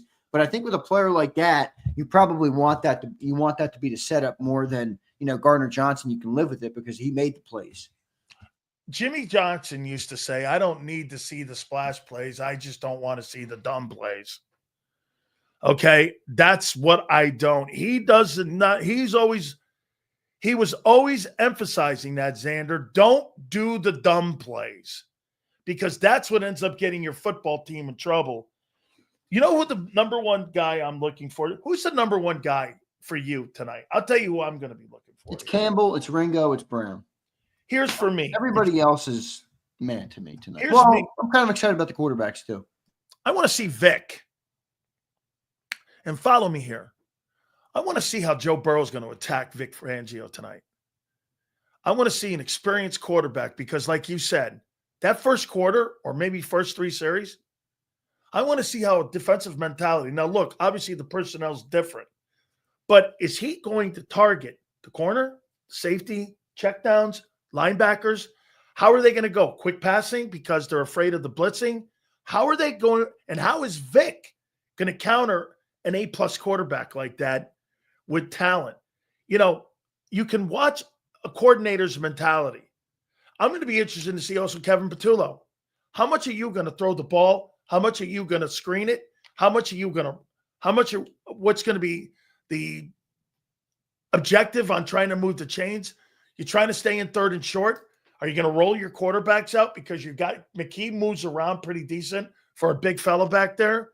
The kid from Syracuse back there is going to probably play a little bit. He's known for doing that too. Are you going to have more rollout?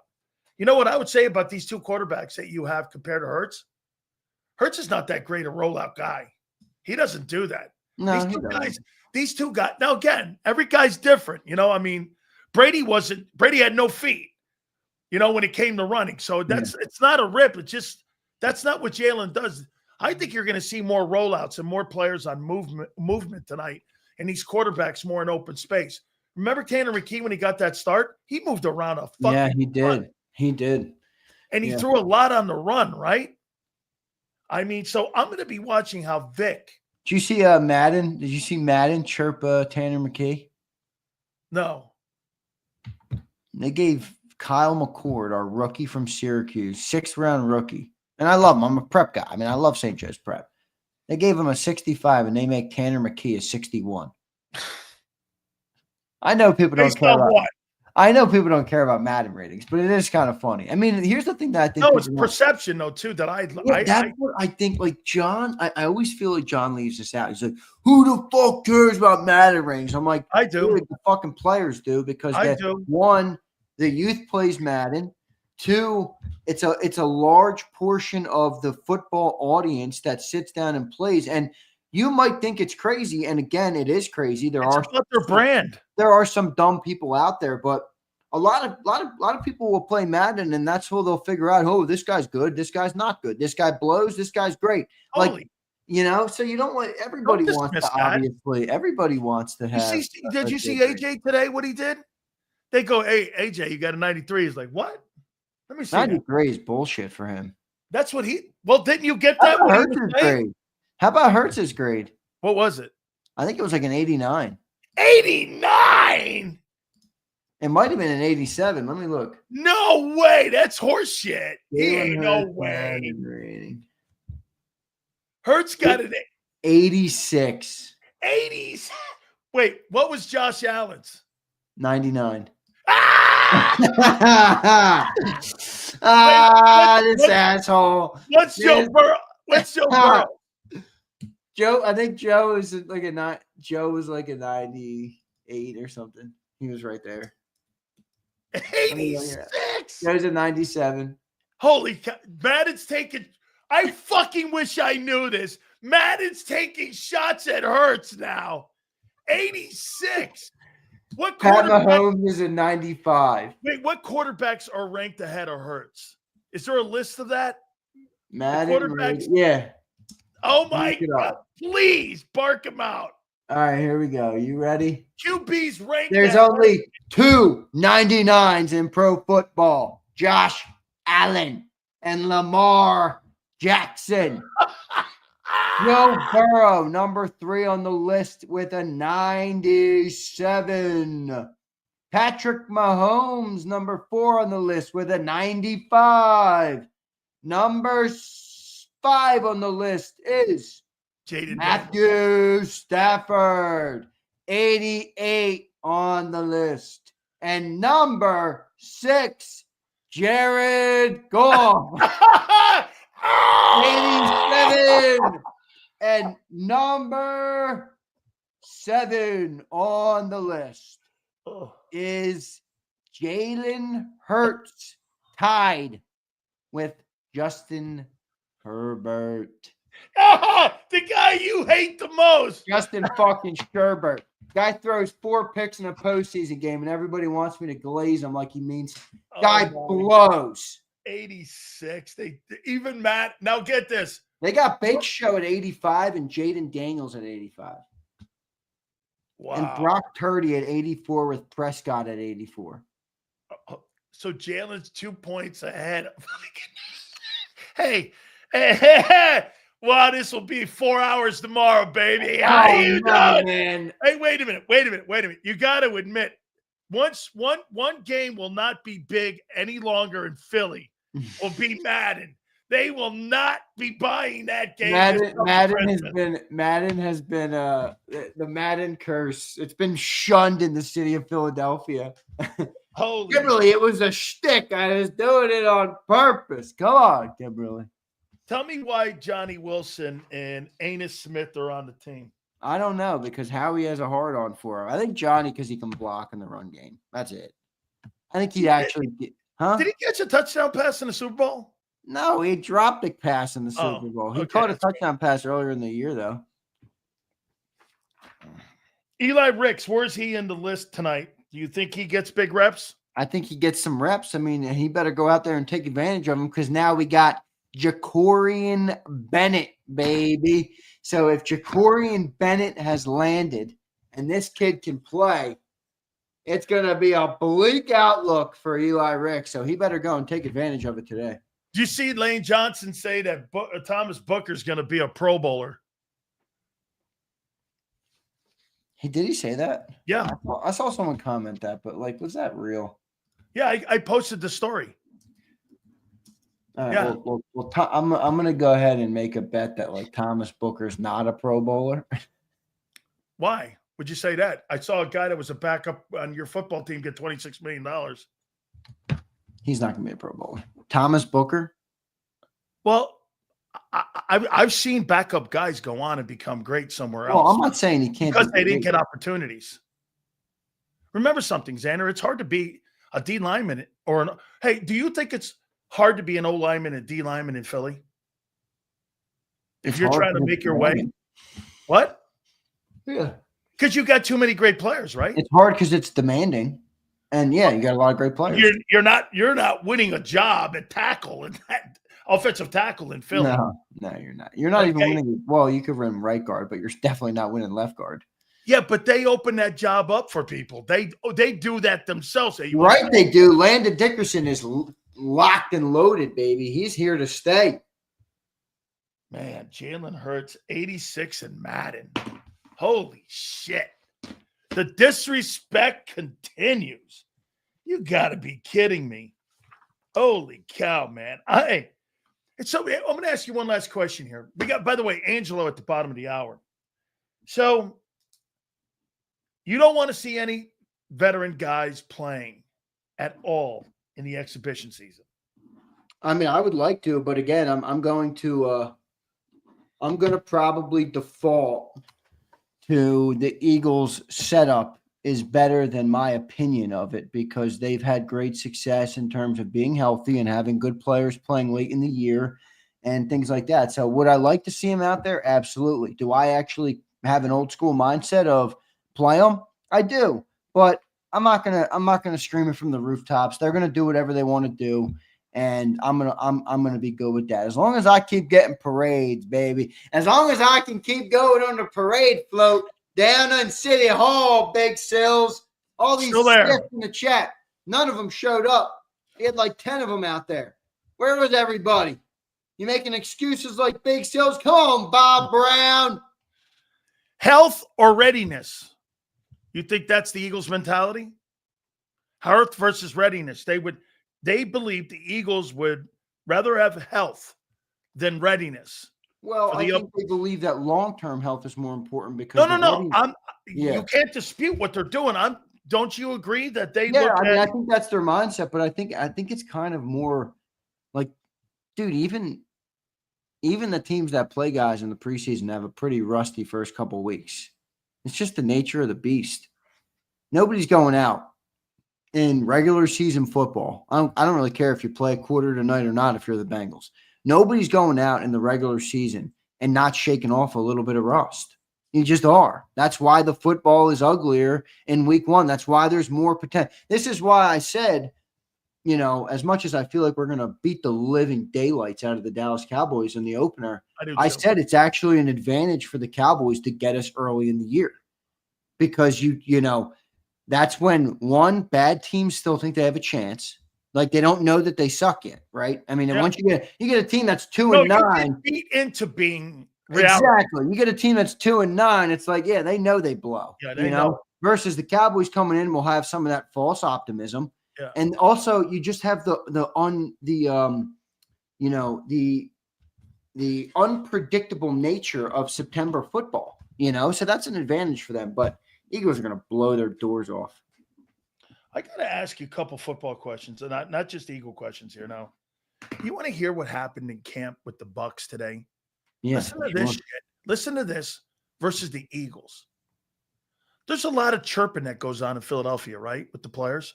Barkley, AJ, Q. So Jamil Dean was barking at like Mike Evans and this and that because he got 2 interceptions. Do you know what fucking Todd Bowles did? He shut that down, made that guy run because he didn't like the chirping. And I barked back at that and said, I like the chirping. I think it creates a great competitive atmosphere as long as you're not being a dick. Xander, you're going over the line, being personal and shit. But I like someone going like this. Hey, man, I'm going to start calling you Toast Mitchell. I could see A.J. Brown saying shit like that to him just in a friendly way. I think there's a whole different mentality in Philly compared to some of these other teams and how they prep for their season. These guys look like they just want to win, and they want to win their way. I don't know. I thought that was a little bit over the top here. I got another one for you. Do you really believe that Travis Hunter, I got asked this question today, you believe he's going to go both ways? I don't know. I mean, early on, I was like, no, but they seem to be kind of playing. They're starting him at both ways. That's what I mean. They're starting with him there. They're doing that. That's kind of their approach been in training camp. I think they did like 2 days offense, 2 days defense or something. Yep. I don't think it's a smart move. I wouldn't do it if I were him. I would pick whatever one you think you're going to make the most money and or have the most success in. And go that route. I mean, take your pick. The highest paid corner just got paid $32 million. The highest paid wide receiver just got paid $33, $35 million. Take your pick. All right. Take your pick. Shohei Ohtani, though. And your career lasts what, 6 years? No. What if he's Shohei Ohtani? All right. What would you rather be, Shohei Ohtani for 6 or making 70? He's not making 70. Nobody paying him 70, not being a quarterback. If you turn out to be a Pro Bowl corner and a Pro Bowl wide receiver, you're going to get paid. $70 million? No. Okay. Well, wait. You just 45. got through. Hold on. You just got through saying the corner makes 32, top wide receiver makes 35. What are you going to do? Pay him 40? Less than what some of the wide receivers are making in the league? He's not making $70 million. Oh, well, wait a minute. It's a different player here. He's changing the game. You're going to pay him one guy?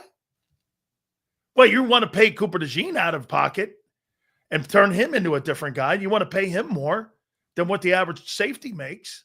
You want to pay him like what? Okay, well then actually, how much are you going to pay Cooper? Are you going to pay him $13 million, $14 million for being a slot? Because that's what the highest paid guy in slots making. Or do you, because you give him the versatility, you want to pay him $25 to $30 million? That's not a perfect scale. Like you went to 70, A lot of players make $20 million. Well, I'm just adding the 2 positions up. Yeah. I mean, sometimes I love how simple you can be. Well. What do you mean he's not going to make $70 million? 35 and 35 is 70. All right. Well, if you turn out to be a, what if he's an all-pro corner and an all-pro wide receiver, you're going to pay him 40? Well, JAKIB might be right about this. It's going to be the rate in 5 years, yeah. But based on the way the NFL's contract, I never thought about that. You're right. I mean, hey, that's a great point. It's not 5 years away though, JAKIB. It's 3. It is. Hey, Xander, how much do you think Hurts makes in 2 years?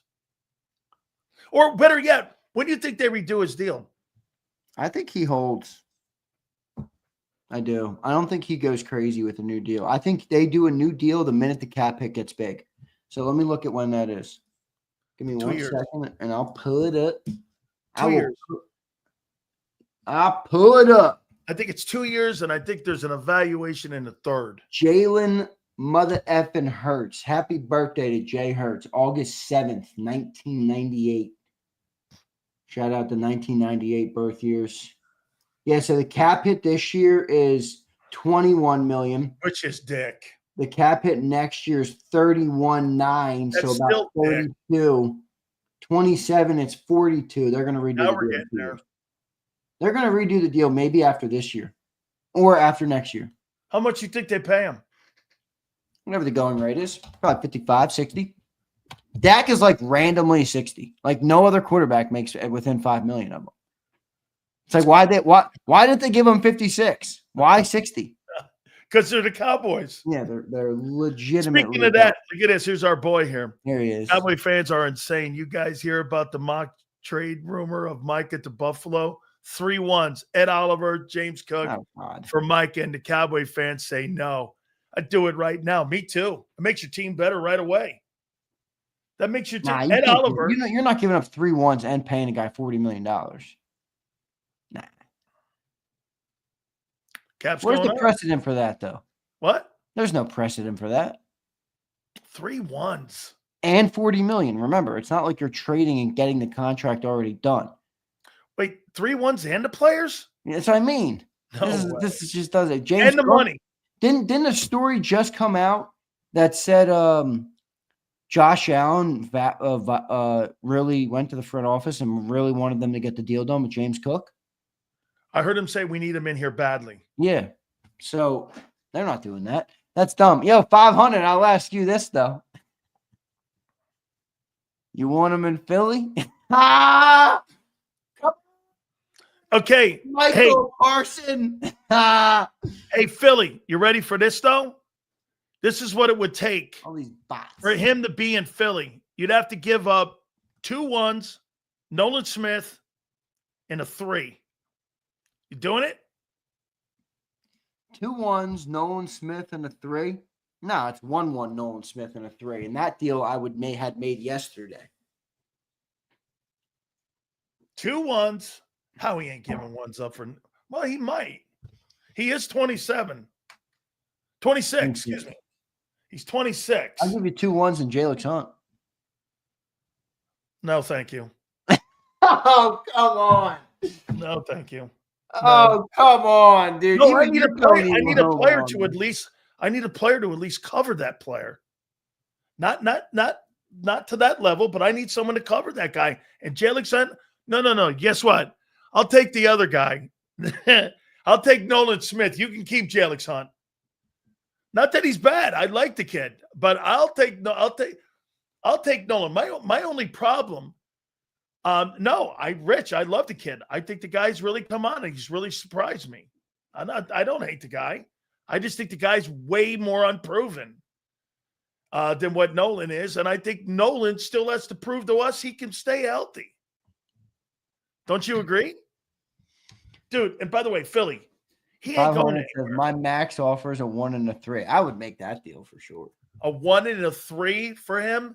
The Cowboys will never do that. I wouldn't hesitate. Remember, guys, we have an NFC East tax. You're going to have to beat the best offer for him by at least probably, I'd say, an additional 3rd rounder. Why would you send that guy in your division? You to wouldn't. The team that just won the Super Bowl. Dude, I'd rather send him to New York. Look at intern. Then I would. Intern says, I give you 1-3 McKee. Yeah, no, that ain't getting it done. 61 overall McKee intern. That's what you want to give up?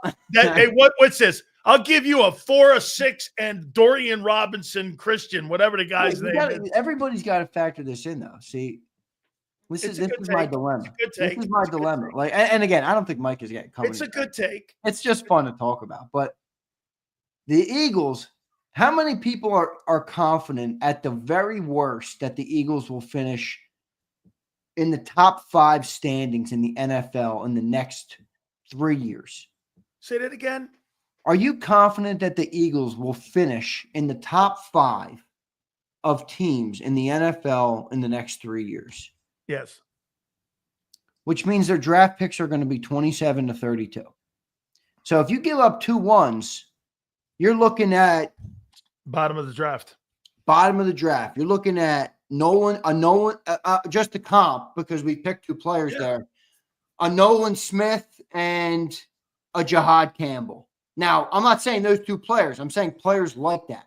Yeah. You're giving up those two types of players to bring in a guy like Micah Parsons. You're subject to the draft in front of you. Absolutely. I happen to believe that would be worth it to give up two if you're Philly. So you'd have to give up maybe how about this? A 2 and one of those contingent picks. If a guy pans out, like if Nolan turns out to be a Pro Bowler, that thing falls back to a second. But if he doesn't, there's 3 ones. Right. Like they did with that Wentz deal. Right. Okay. That you have a contingent one based on playing time and whether the guy, hey, Philly, you should come on at 5:30 today. Wait, no, yeah, well, do tomorrow because the game tomorrow. Oh yeah, Philly, we'll do you. There's no life, like that content expires too quick tonight.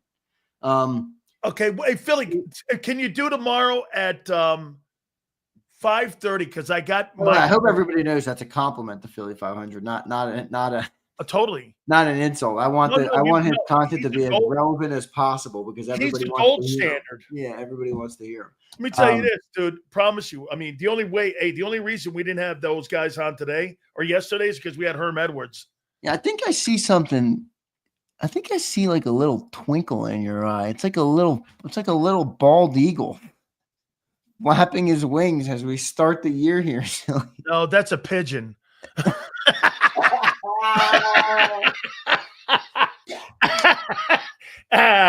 No, that's a pigeon. Still's got that Philadelphia Eagle twinkle in his eye. Are you kidding me? Yo, that's Prince, a pigeon. Are you kidding me, Prince? That's a fucking pigeon. Let's get to these supers before Angelo gets on here. Oh, shit. I forgot about Angelo. Yeah, me too. Make sure he's got everything he needs. Yeah, he's good. All right, let's do this. The Black Baptist. I love that name. He says, prayers for C.J. Gardner-Johnson. 2020 hindsight was Howie right. Oh, shit. Yeah, is he done for the year? I hate him. It sounds like he's done for the year. Man, what a terrible. That sucks. That totally sucks for the player. Hey, look, everybody had an opinion on him, but no one wants him to grow like that. Nah. I liked him in Philly. I liked the mentality. I like a motherfucker that makes everybody uncomfortable. I got no problem with that. Thank you. Yeah, right. I wonder why Sileo works at this level. Why do you think I'm here? Leon Banks says, have no fear. King Dingbat 500 is here. Look at that. That's a good slogan right there. Holy cow. Have no fear. The King Dingbat is here. All right, here we go. I think we got a couple more. Here's 500 again. Thanks for the super, brother. He says, yes, I can come on. Dallas can't win. If they sign Micah, they are stuck in purgatory for 3 to 4 years before they can rebuild. Let him suffer. It's a good take. How about this one, though, Xander? They got Dak anyway, 500. With or without Micah. How about this one? Shit. How about this one, though, dog? You sign him and you, at the end of the year, you get rid of Dak. And you move off of Dak. You have a parting of the ways with him, and you clear up that 60 and go get something else. And try to rebuild by moving Dak, not Parsons. How about that? Holy shit, Mark Holmes would have a fucking coronary. They ended up moving Dak Prescott. I mean, it would. They're going to have to eventually. No, they got to move off. He's already almost in Romo territory of just. He's there. Yeah. He's getting there. He is. The great they're like the king of mediocrity. It's like hilarious. Absolutely, they legitimately fit that definition perfectly. Cody says, "Remind me how Parsons' run defense is." Not very good. Okay. Big Marsh says Travis Hunter both ways. Pause. I don't even know what that means. Oh, because only like 4-year-olds talk like that. That's Big Marshall, but that's all right. Come on, Big Marsh. Cody says Hunt will be our best end at the end of the season. Cody, that's up. Cody's had some liquor today. You drinking early because them birds are playing tonight, Cody? Are you on the sauce a little early today, Cody? Come on, Cody. Those pigeons are playing tonight. Let's go, baby. Oh, fuck you, dude. I'm going to play with you for 5 years. You start calling my birds pigeons. That'll be the end. Leon says, no way. He's going to tackle Derrick Henry and then next drive be guarded by Jair and Kyle Hamilton. Hunter ain't making 70 mil. He won't be topping both. Oh, okay. So, like, what would you pay him if he's all pro in both of those? I mean, what would you think? I mean, what would if Travis Hunter turns out to be what they traded up for him to Best be case that? scenario, 50 M's. What? Best case scenario, 50 M's. No How way. many, dude, we talk about Saquon Barkley's workload last year. Like it's amazing the guy still has legs under him that he can walk. You think how many snaps is this guy going to play a year? 2,000? My brother, he'd be lucky to make it to a second contract playing both those positions. Be 2,200 snaps. that is that doesn't even sound normal. Certifiably insane. Right. Fucking, what are you playing, flag football, bro? Yeah, I mean, come on, man. This is the NFL. Yeah. Put the funds up, Z. Yeah. Cody, you know I'm coming with the money. Yeah. Come on, Cody. That's not happening, man. Do I look like a man with empty pockets, Cody? Come on, man. There we go. Abe says, Seattle was more prepared when they got Russell. Eagles built around Jalen, hence the O-line. Getting Smitty, AJ Carter, Barkley with different OCs. Well, definitely. They're better prepared. Definitely better built here. Absolutely. Absolutely, man. I just sent Angelo a text, too. Why? He forgot about you? I don't know. I hope Rico not. March says, my concern is the ends setting the edge. Yes, me too. By the way, did you see that? We added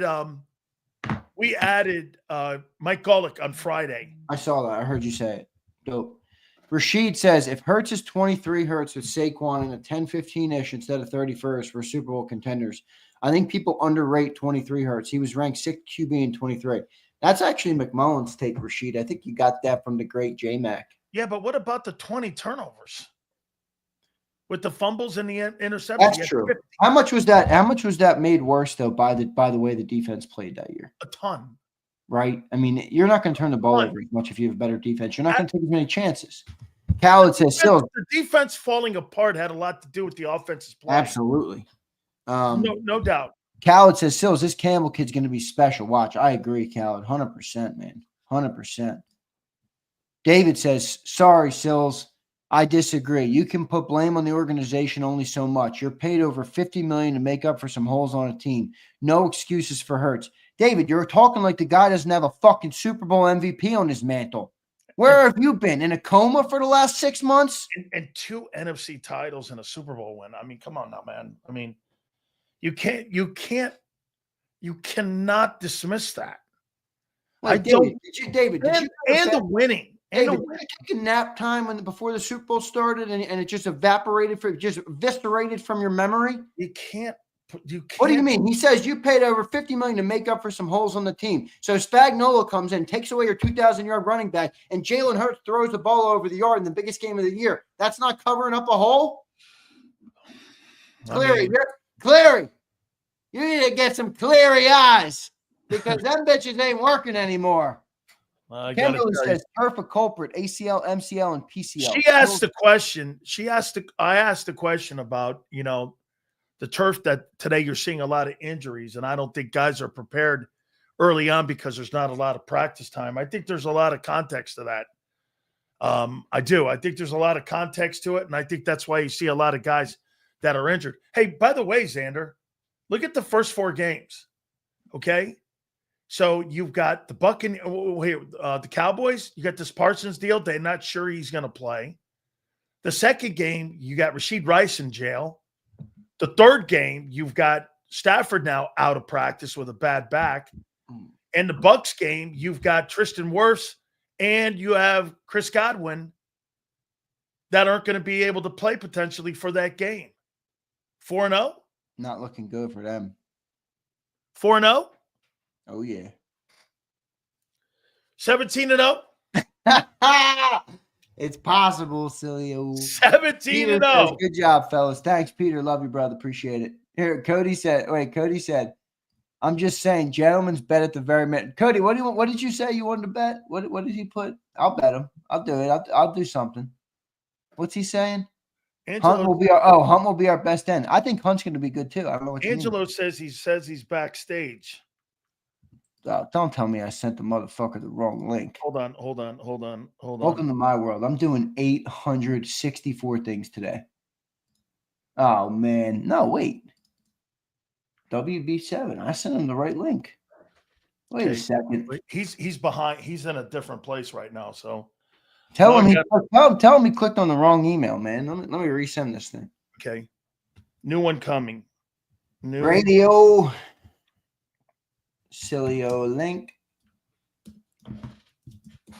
I bet you did click on the old one. Yeah, but I sometimes I'll send because I have so many links. I got birds. I got all these different links. Sometimes I send the wrong one, but I didn't. Like I told you guys, if this guy's doing 100 million things, it's a good fucking thing. Wait, so he says, gentlemen, at the very least, I'll put up a Kangol. Actually, you know what? Let me. He's going to get it. Because my boy Bob Brown is here, it's time to break out this bucket hat. All right? Come on, Bob. Come on, Bob. Here we go. Prince says, Hurts had a poor defense and still made it to the playoffs in 23. And 21, without any superstars, he went to the playoffs as well. I'll rest my case. There it is. There it is, baby. There it is. Oh. If Cody wants to put up a Kango, Cody, you let me know because I will put it up. Hey, you know what? I got to tell you, man. I've got to figure out how to get Angelo and Howard on at the same time. That's going to be a tough feat. I don't know if you're going to get that. You think I could get those two guys on? Because you know why? Get this. Howard wants to do it. Okay. And the only two men in sports media that ever made an impact on me as a young fan of sports was Angelo Cataldi and Howard Eskin. I wasn't the biggest. I got in the car. My dad loved radio. My dad's been in radio for 40 years. So he loves the business. And the only person that was memorable to me, I was too young to like know the names, know the personalities, know the things about them, know the story and everything like that. I knew Angelo's voice because it's obviously iconic. And I knew Howard Eskin because I knew he stirred the pot in so many different rooms in Philly. Those are the only two guys. They were the two guys that I listened to. See, let me just say, Howard is like a guy who's like going to stab you immediately. Okay, you know what Angelo is? Angelo's the guy that kind of got, by the end of the show, you're dead. Howard used to have a little bit more big sills in him where he would stir the pot a little bit more on teams like the Eagles. He's a little bit more to the close, he's a little bit less critical, I'll say. He's been beat up a lot. Yeah, I'm sure he has. Believe me. I mean, I get beat up for having you on the network. I'm sure he got a lot of shit from the flag. How you doing? The team. So. All right, Big C. Right, That's appreciate it, brother. Words for our next guy coming up here. Thank you, bro. Appreciate it. I happen to feel too. I will tell you, the guys. We had Mike North on with us last week. We're gonna have him on again. He's kind of like the Angelo of Chicago. He loves Jalen Hurts too, by the way. And here are the guys for me growing up, because again, there were guys before me. I'm second generation. Okay, I'm the second generation behind these guys. It was Francesa and Mad Dog and Angelo, Howard, Mike North, guy by the name of Hacksaw Hamilton. Out west too was a guy. A couple guys up in Boston, not really. The WEEI guys, I almost went to work there.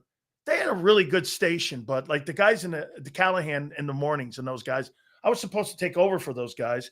And I was actually supposed to take over for the shift after Angelo, but it kind of went sideways with the former PD, and now that guy's kind of crazy anyway. So yeah, those guys really had an impact on me. And I read his blog today, AngeloCataldi.com. And boy, I'll tell you what, I don't know, man. I think Angie's sick of everything. Hey, without further ado, let's bring our friend on, Angelo Cataldi. How you doing, Dan? Good to see you. Sorry for my lighting. I'm down the shore. Oh, my God. That's what retirement's all about. What are you talking about, right? Angelo, it looks like to me reading your blog that you're getting sick of everything. Like No. Those are just the things that I'm sick of. There's plenty of I love what the Phillies did with this new closer and the flames in the background. There's plenty of things I like, but I feel better when I'm bitching. I feel like I make more good points when I'm complaining. So I like to complain, and I just gave you 7 things that now that I'm no longer doing a talk show, I don't give a damn about, and I don't. I honestly, and one of them's tonight, the Eagles preseason game. I'm gonna watch it because I got nothing going on in my life, but they're not gonna. The Eagles aren't going to use their starters, and it's just not going to be interesting. It's going to frustrate me. I already know it is. All right, Angelo. So let me go here with you, and let me ask you this about Vic Fangio and the relationship with Howie Roseman. See, now I constitute you and me as being kind of like doctors and how we like to dissect certain things. So you tell me if you hear this right or wrong, or maybe I'm listening to it wrong. So last week, here's Vic Fangio saying this about Adoree Jackson. I don't know who the guy is. I never knew who he was. I didn't know, how it's a Howie sign. He put him out there and whatever. The CJ Gardner thing, he goes, yeah, that was a Howie thing. And, Howie made that. It was a salary cap thing for him. That's his call there. Am I starting to get a little bit where, and then Nick Sirianni said this the other day. This was when Nick was talking. Hey, Vic wants to play a lot more guys in the exhibition game tonight. And, Nick Sirianni goes like this. That's okay. Me and Howie will make that call. We'll decide who's going to play or not Vic Fangio. We'll do that. So is it me or is Vic starting to, with a little gravitas because of what happened a year ago and he knows his importance in the building, is he starting to kind of like maybe elbow his way into more decision makings that are going on with that football team, especially on the personnel side? Well, they're trying and then they're succeeding, right? Because this is a fiefdom. and Howie, nobody's going to tell.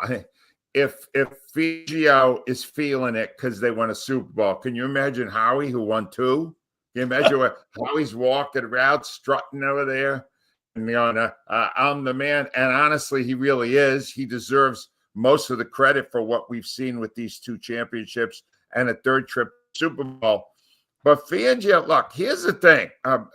When you're talking about Chauncey Gardner, again, I'm screwed his name up. CJ, what do you call him? CJB, CJ, whatever. Here's the thing. I don't know if Fangio was on board with that. Don't tell me about salary cap. The guy was a playmaker, and he brought an attitude to that defense. Does Fangio want that to go? Now, there's 2 ways to look at it. One is CJ is by nature a monumental pain in the ass. Nobody loves being around him too much because he's a troublemaker, but he's a hell of a football player. So it's fascinating to think about whether Howie went, look, we can't bring this guy back anymore. He's a time bomb. Bad things are going to happen. And Fangio's going, bad things are going to happen. The guy brings an attitude. We're better with him. That's going to be an interesting thing to watch because Fangio likes aggressive guys. He likes guys that knock the snot out of the opponent. And that was CJ, and now they don't have him. I'm fascinated to see how that all works out. But something tells me Fangio will figure it out. Fangio really knows what he's doing. He's a hell of a defensive coordinator. He's really good. He's the most competent guy in the entire coaching staff. You know that, right? Yes, it's not absolutely. Even close. So I don't think you have to worry that much about the defense. You got to worry about the other side of the ball. You got to worry about the goofball who's over the mall in Sirianni. There's where your problem's going to come. That's what I see. He's going to be able to. You think his ego's getting out of hand, Nick Sirianni's? Oh, God, yes. Oh, I'm watching it. Oh, my God, now the guy's hilarious.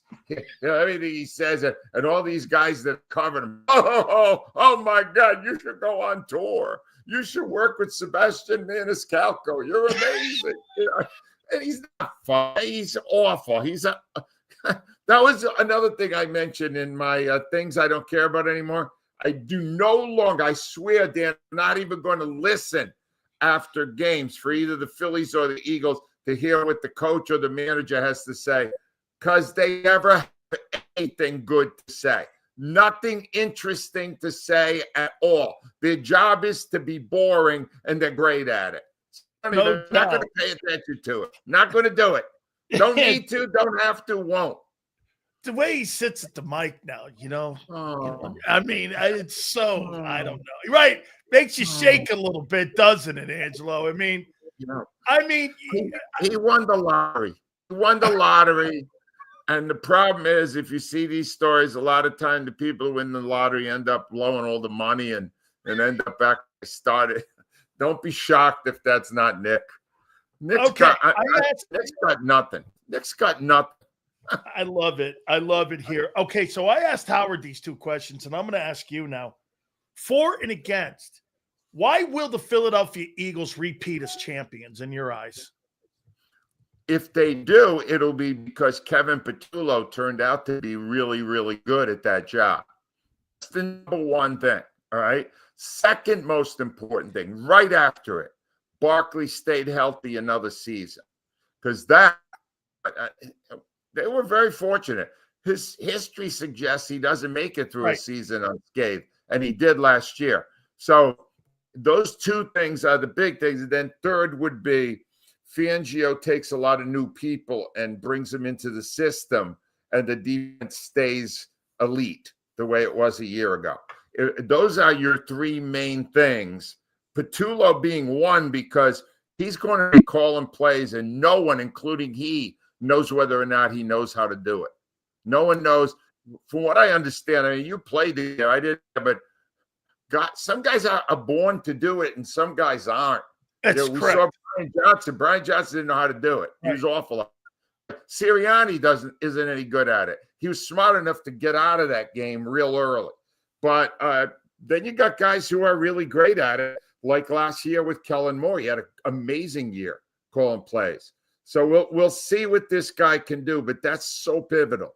And then we'll see if Fritz, can cover some of the mistakes. So on the flip side of that, all the things that you just said, I mean, what would be some of the things, again, just accentuate those a little more and why they won't now go on and win? Why won't they win? Is it because Kevin Patullo turned out to be a stiff? Yeah, and that would be number one. Those two things, and Barkley turns out to be a guy who couldn't handle another 400 carry year? And I would add to all the things that I said would get them a championship. It will deny them a championship. And I'll add to that a really killer schedule. Yeah. Not enough was made at how perfect that schedule lined up for the Eagles last year when they were 2-2 at the bye. And they came out of the bye with a parade of stiffs. And they built momentum up. And then by the time they got to the better opponents, they were really on a run and feeling their own, like they really had something. That isn't going to be possible with the schedule that they have this year. There's three really bad sequences in it with 3 game sequences, but it's going to be really hard to win even 2 of those. So that's why I ended up picking 10 wins because it's hard, man. And plus, they're smelling themselves. You could Sirianni number 1. He's going, oh man. Did I invent the game of football? Am I the inventor of it? Or am I just the man who took the big step forward and showed the world how to coach? That kind of thing. Well, we know better. Hey, Angelo, isn't it like the biggest ego moments when you see Nick Sirianni and Howie up there at the podium together? Holy cow, man. I feel like I'm in a fraternity or something, and these two guys are welcoming in the new initiation guys. I'm just sitting there. This is how we do it here. I'm with you here. I got to go further. Since you mentioned Eskin, so you got Howie up there with Sirianni, and Eskin's back there, and he's treating it like a religious service because those are his guys. That he loves the guys that run the Eagles.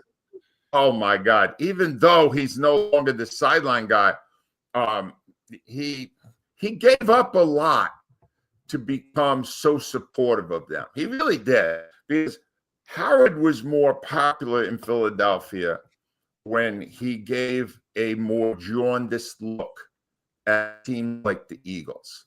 Yeah, you knew the last 10 or 12 years that Howard was on WIP that if an Eagle issue came up, he would take the side automatically. That constricts you as a talk show host. But, there's got to be times when you go, well, that's stupid. Even if you love Howie, you go, oh, that was, but Bryce Huff was stupid. That was dumb. He didn't bet 1,000 because Bryce Huff sucked. You know, that kind of stuff. Hey, Angelo. But he'll give you extenuating circumstances. You know, we didn't know Huff. You know, he had a bad attitude when he got here. It wasn't Howie's fault. You know, that kind of thing.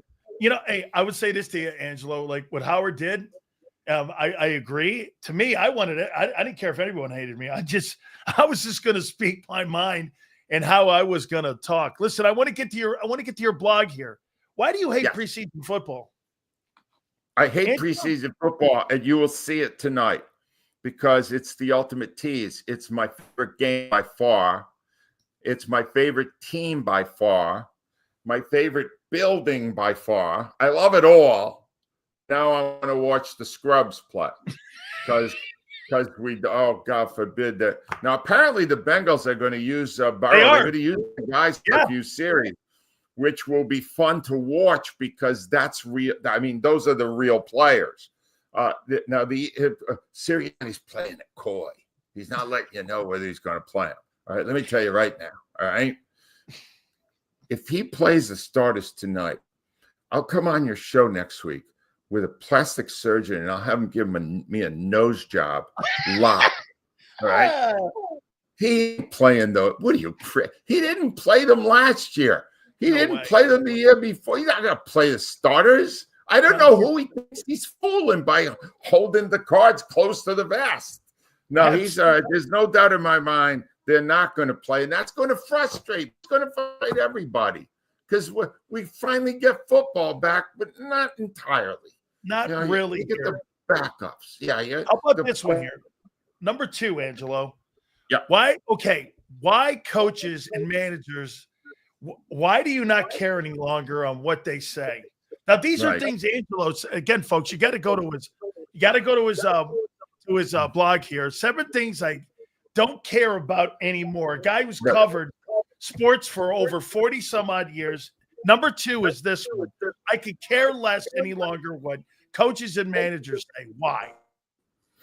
Well, this goes back to what finally made me write that down was the fact that we had a situation with Rob Thompson this week where Rob Thompson was talking about why Zach Wheeler hasn't been so effective lately.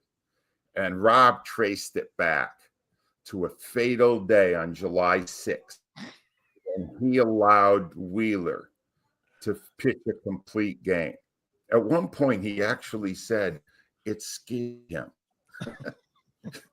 because Wheeler threw 108 pitches. And he said, Wheeler hasn't been as good since. These pitchers, this is the guy talking. This guy's been in baseball his own life. He goes, these pitchers, they always want to finish the game.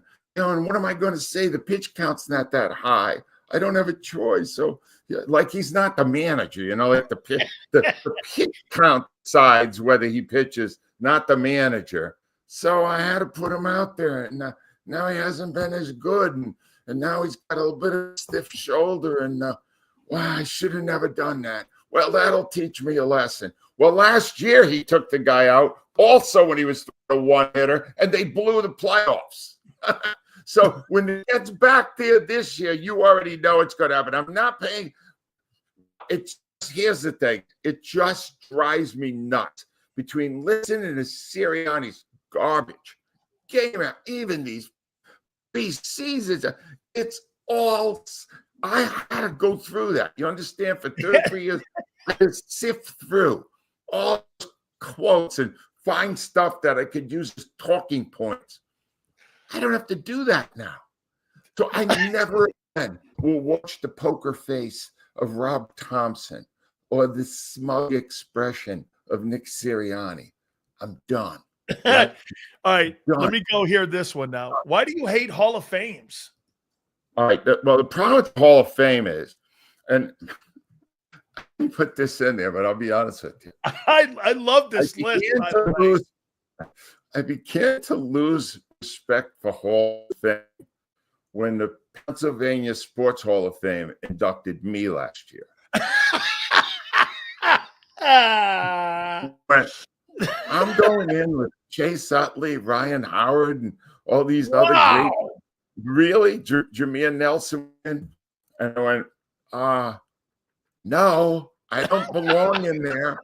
And then I realized, well, how did I get in? And then I found out that this guy Kenny, who was a great caller on my show, he ended up getting a kidney through our show. Long story, but anyway, he was working on the board, and he started to speak my, Case. build my case for them. And then I went, wow, Dick Allen just came because Mark Carfagno, Froggy from the ground crew, he did a 10-year campaign. I got all the emails for 10 years. How hard this guy worked. That's how he got in. Ray Didinger got Tommy McDonald in. Halls of Fame should not be a political forum. They should be who the greatest were. And I know, it's like Groucho Marx used to say, any club that wants me, I don't want to be in. Along that line. Like, no, I can't, your standard is too low if you put me in. No, I don't think there's too much politicking and not enough just common sense. Common sense should tell you who's in the Hall of Fame. I like it, man. I like it. So you don't like so-called experts anymore. Now, you got to remember, folks, Angelo's one of the most successful talk show hosts. He's coming clean here and telling you all the crap he hated to do when he was on the air. Okay. True. That's so what it is. This is all the stuff that you look back at now, probably going like this. These so-called experts we get on, this is like killing a segment. So is that where you are now, that you just look at it and go, these experts, I don't really care what they say anymore? This, the catalyst for this one was my theory that sons who go in the same business as their father are as good at it. All right. And this is Phil Simms, great quarterback, Chris Simms speaking basically a talking moron. All right. He's like a talking head, and all that comes out is whatever he thinks will get a rise from people. The fact that he still got Jalen Hurts so low. I don't even want to talk about it because he wins when I do that. He wants attention. Yeah. No, if you're on there to give your honest opinion. Yes. Do a show. Don't do it to be contrary to people. Don't do it to get social media hits. Just give your honest opinion. Now, I wouldn't necessarily take this out based on the stuff he said when it appeared he didn't have that conflict. Doesn't indicate to me he knows what the hell he's talking about anyway. So most of the experts are not actual experts. They have stopped giving their own opinion and more worried about how it's received. That's right. You should not worry about that. You should worry about what you feel. That's right. I got one last one here. And folks, I got it. This one here, I have to ask Angelo, you don't like the Kelly Greens? I mean, I Angelo, never liked now you're floating on, you're floating on a very tight area here now with Eagle fans. Okay. Well, here's the first. We won 2 championships with Midnight Green. So I win on that one. All right. That's number one. Number two, again, it's tied into hypocrisy, right? Jeff Lurie hated the Kelly Green. Do you understand? He put in Vera Wang, who also designed the cheerleader outfits. And she, I believe, in consultation with Jeff Lurie, this is 30 years ago, said, I don't like the Kelly Green. It's a different shade. And he scrapped all those years of history with the Kelly Green and immediately announced, we're Midnight Green now. And they were Midnight Green for a long time, until 2010. That was almost 20 years. And then they suddenly realized, well, we're selling a lot of jerseys these days. What if we had one of the old ones that we wore again to promote and market? Voila, a new revenue stream. So they did it then for the year, and then they got the approval now where it doesn't have to match the jersey, the color. And so now it's, now they love it. You know what they love? Yeah, they love green, not the Kelly Green. the green, the money. That's all it's about. It's another money grab. You know why? Because they're not rich enough. Jeff Flurry's going to need another yacht soon. Let's make sure he gets another yacht. Okay, I got one last one here for you. Dome or no dome? Yeah, dome. I'm pro dome. Really? Yes. Why? Yes, because I would love to. It's unlikely, but I would love to still be alive when we have a Super Bowl in Philadelphia. Because let me tell you something. This city knows how to do big events. And you'll see it at the All-Star game next year in Major League Baseball. But if we had a dome right now, they would have put the Super Bowl here this year because it's the 250th anniversary of the country. And they would have put it there. That's how the baseball got the other one. Yes. Why not? But I want it retractable because I want the weather element in unless it completely screws up the game. And right. I love a snow game. You want a dome because you want to see a Super Bowl here. They wouldn't do it otherwise, Dan. They're doing it for the Super Bowl. Revenue, events. It would be, hey, it was the dream of Leonard Toews before that. They were going to try to do it in the actual elements. He was fighting for it. He was fighting for it, and then I guess he drew a bad hand, so to speak. Since he lost his team in Atlantic. He lost his team in Atlantic City at a crap table, and that thing went right away. Angelo, I love you, man. Thank you so much for always finding time. I appreciate you, my friend, and have a good time there on the shore. Thank you, my friend. I'll be working on my lighting next time, Dan. See you, buddy. Thank Go you. Birds.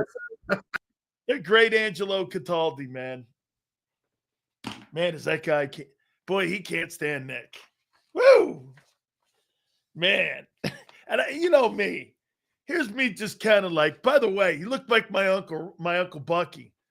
Okay? Very dark today. You look like my Uncle Bucky.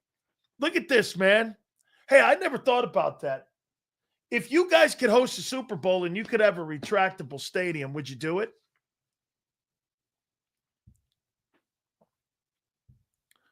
Would you guys do it? Super Bowl in Philly. Jesus criminy. That sounds great. Super Bowl in New York. No. Super Bowl in Chicago. Maybe. Super Bowl in Buffalo. Nah, well, I don't know. Maybe. Green Bay. Oof. A Super Bowl in Green Bay. A championship game. Do you guys realize for 70 years, they had championship games at the team that had the best record? Right? Can you imagine? Super Bowl's Levi's Stadium in Santa Clara, California. Yes. Nope, not Buffalo. Why not? Great fan base, man. It's too crazy to snow that time of the year. I agree with you. Sills, who the fuck was that? The godfather of sports talk of Philadelphia. That's who. Guy who built sports talk in Philadelphia. That's who. In case you're wondering who Prince is, no one wonders who Angelo Cataldi is. You know, the only problem that I'm starting to get, I'm getting a lot of folks telling me this, though. You know, Super Bowl in Connecticut. I saw an NFL game in Connecticut, the Yale Bowl. Actually, I saw the Philadelphia Eagles and the Giants play in Connecticut. How you doing? Philly closed the casket on Angelo for a reason. What? Because they couldn't pay him anymore. Philly didn't close the door. They didn't want to pay him the $2.5 million anymore. They're paying them other guys $150,000 a year to do their show. They were paying that guy $2.5 million.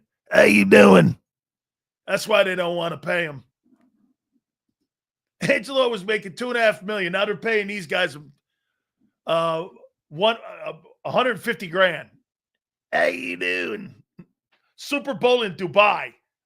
That's not as crazy as you think. Okay? That's not as crazy as you think, man.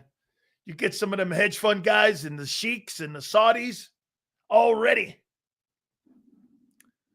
Show it. Don't have to show it. Everyone knew it. I worked in the same company as that guy. I know he made $2.5 million. Are you under the impression those guys were not making that money? The guys now are making dog shit because of shows like this and other shows and streaming. You don't see those big numbers any longer. Nobody in the business is making money like that. I forgot my jokes is over Sileo's head. Bro, everything you say is over my head because you're a tool. And quite frankly, nor do I care what you say. He may have been the GOAT at one time. His takes today and the last time he was on were horrendous. Why? Because he hates your guy? 150 grand? Hoss, in Philly, that's not very good, unfortunately. Seals, did you see? Yeah, I did, man. Not good for your boy Herbert. My boy Herbert. Okay, yeah, we're boys. I get it. I'm a tool.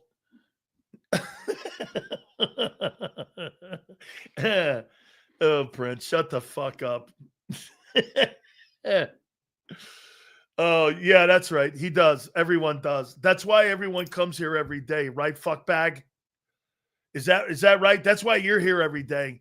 You're like the chick I kick off my balcony every day. Get out of here. You're bugging me. Come on. Seriously, Master. Hey, Masturbator. You seriously are one of those guys that I have to kick off my balcony. Okay? There you go, Elizabeth. You got that right. Guy made $10.5 million being a broadcaster.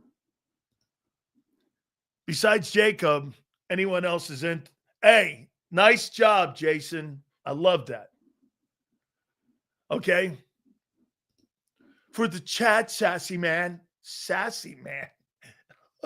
Here, wait a minute. Watch this. Sassy man. Hey, Sue, this is for you. Hey, sassy man. No, what am I? Watch this, Sue. Hey, sassy man. Hey, that's like, I bet you drink Bud Light, dude. Hey, Masturbator. I bet you drink Bud Light. Tell the truth. When you go to a bar with your 10 dudes and your buddies, you go to the bar and you go, hey, I'll take 4 Bud Lights. Oh, shit.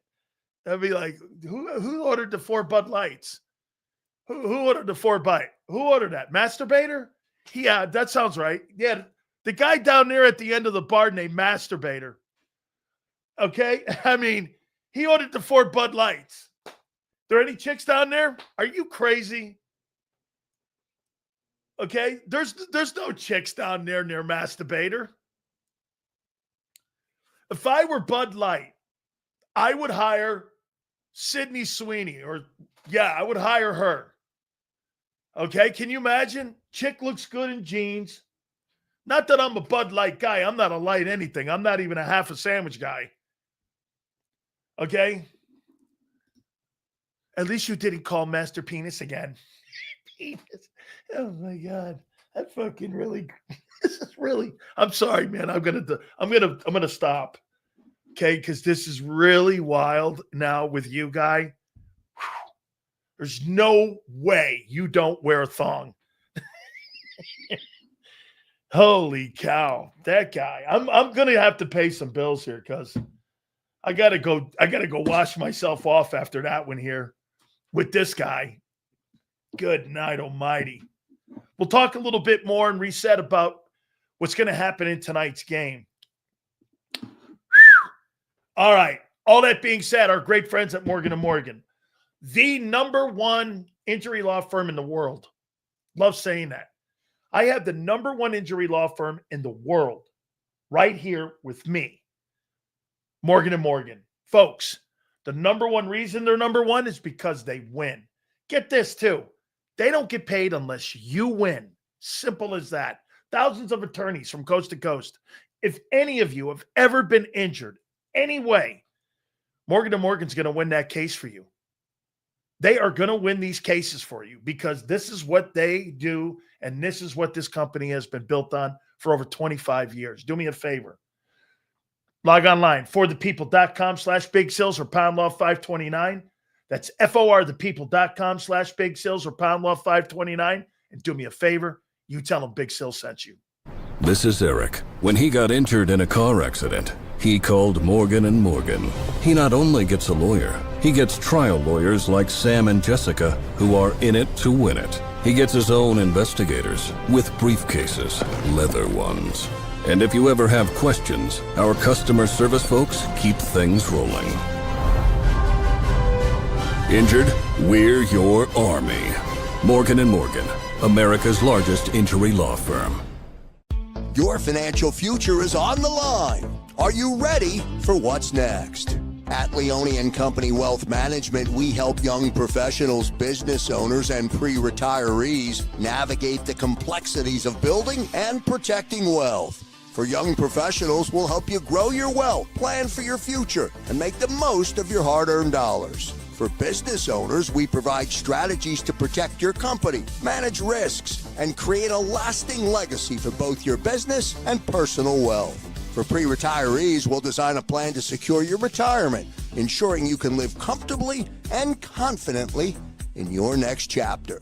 Whether you're just starting out, managing a thriving business, or preparing for retirement, we're here to help you take control of your financial future. The first consultation is on us. Get the advice you need without the cost. Let's make your financial vision a reality. Take the next step. Scan the QR code to schedule your free consultation today. And of course, go Birds.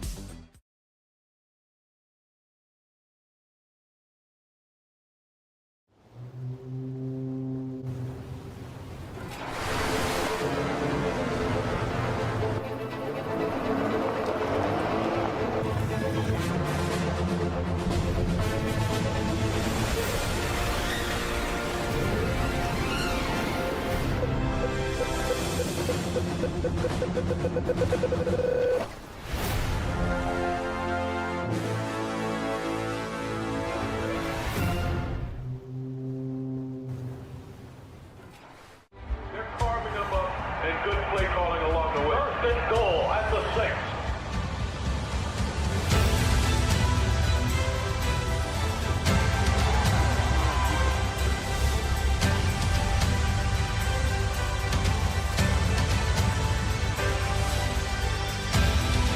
On the field of life, First Trust Bank is there for you. Champions on 3. 1, 2, 3. Because Philadelphia dreams deserve a Philadelphia bank. In our hometown, we all look out for each other. We step up to keep our communities going strong. And at Independence Blue Cross, we're here to keep you going strong as the #1 health insurer in the region. No IBX is always looking out for you. EAGLES. Eagles.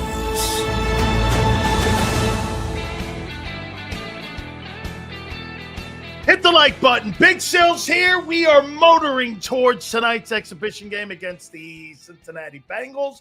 3 games on the docket. What are they? Indianapolis, Baltimore, Cincinnati, Philly, and Vegas and Seattle, I believe, are tonight. So we'll be getting those games, Friday games too, and then Saturday games.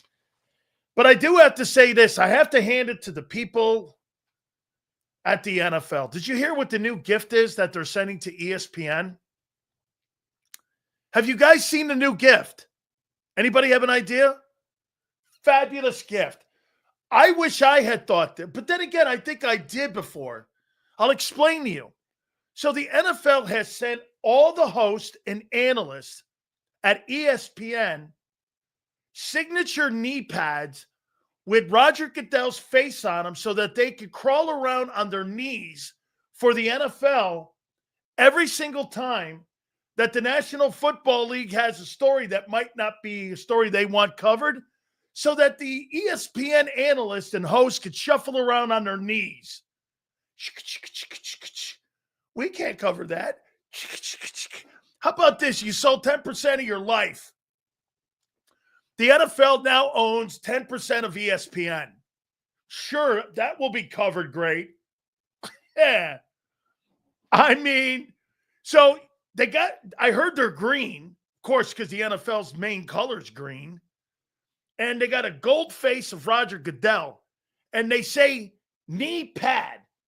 And they give you actual instructions on how to bow and take a knee for the NFL when it comes to, like, you know, covering the league. Pretty damn impressive. League sells the NFL network, and in return, the Disney guy, Bob Iger, gives them 10% of a company so that they can control the narrative of how stories are covered. You're right. That won't be a conflict of interest. Probably not. Okay, sure. Because the league's known for that. They call my fucking network all the time trying to get me fired. What do you think they're going to do with a company like ESPN? The Bob Langs of the world. Hey, I didn't really like that story. Okay? They call my company on me. Okay? All right?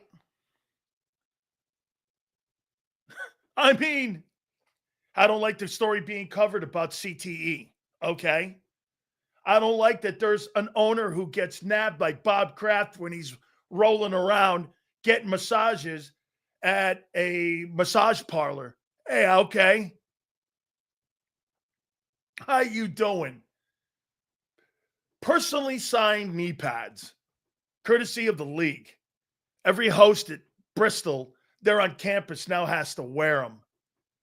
It's part of, by the way, like I said, it comes with instructions. Okay. Yeah.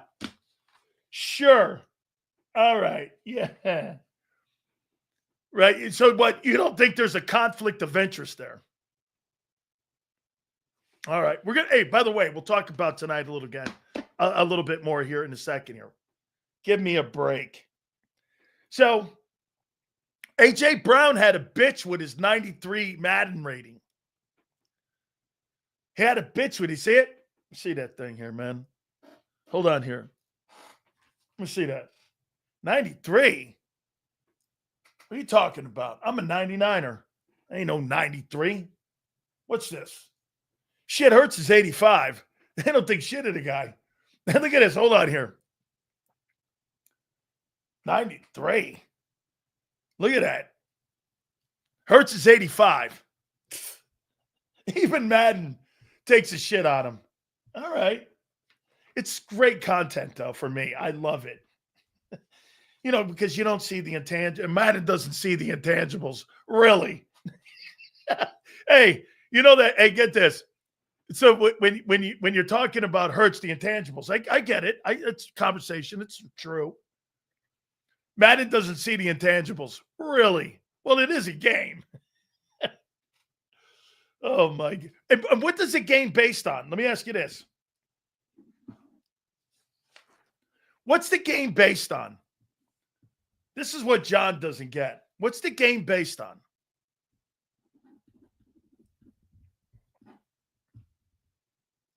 What is the Madden game based on? What do you think? What do you think? I have no idea what the fuck you're talking about.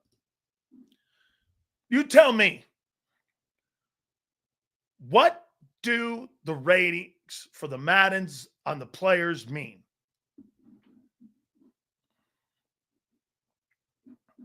Never cared? Players do.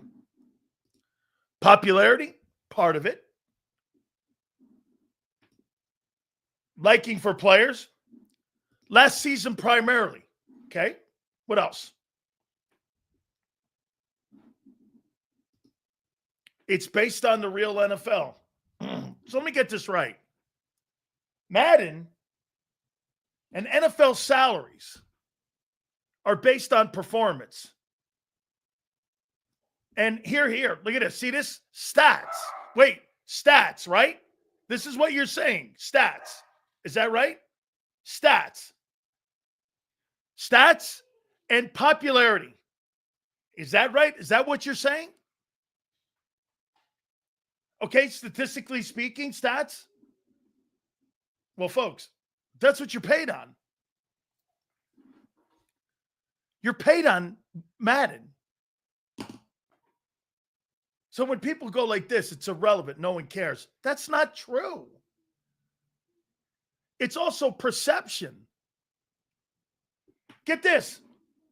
So, Emreas, that means this. Well, like I told you, players are paid on those, right? They're not paid on Super Bowls. They're not paid on winning. They're not paid on any of that. They're not paid.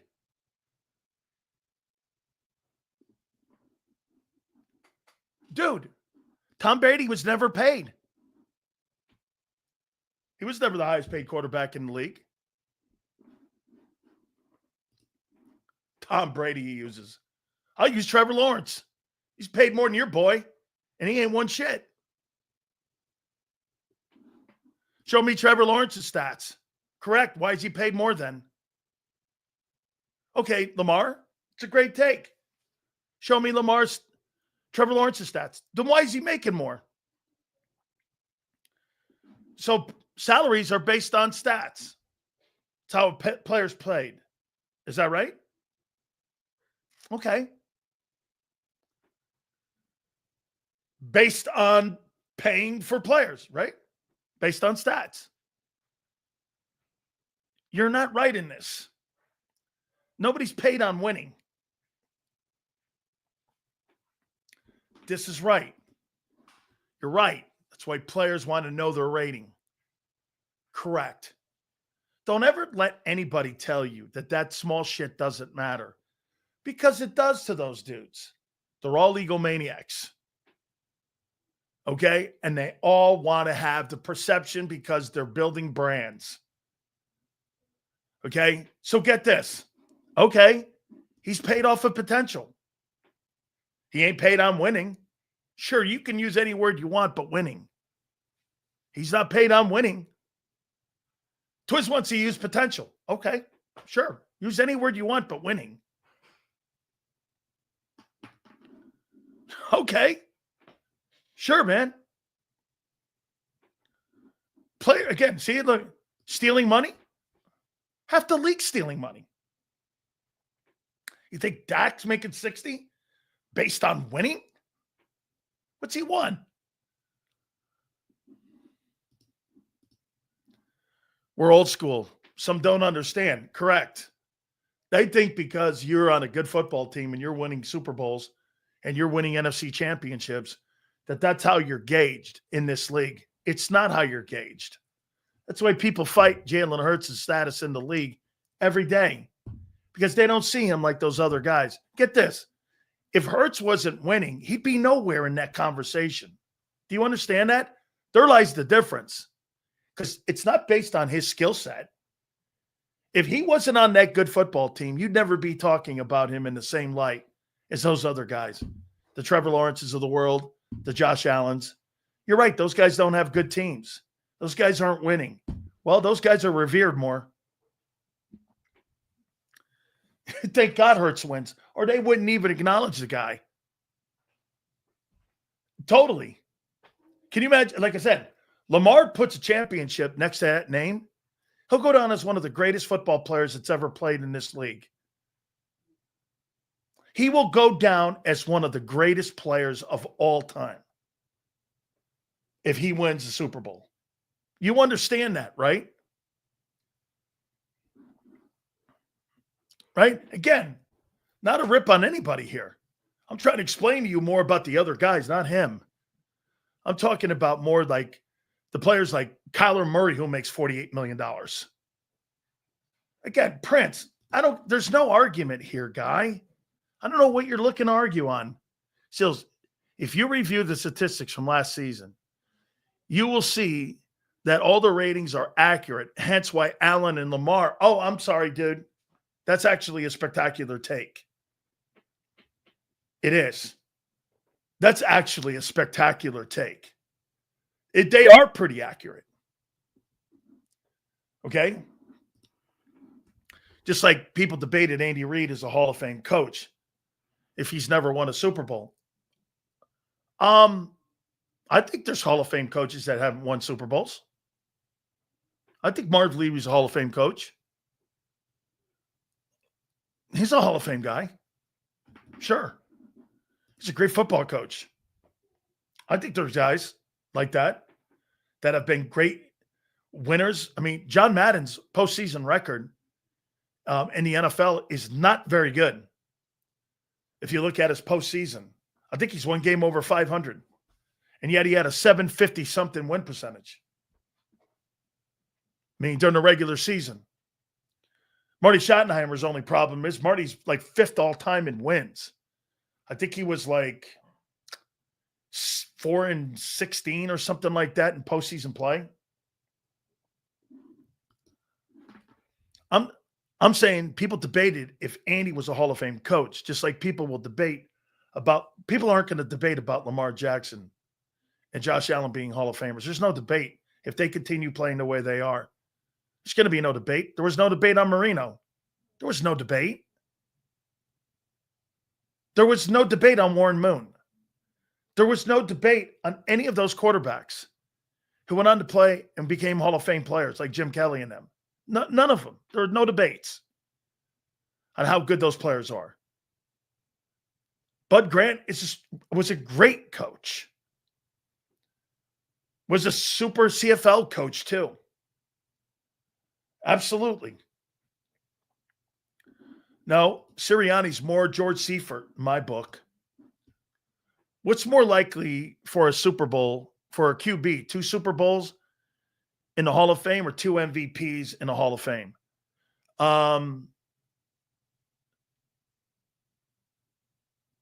Great question.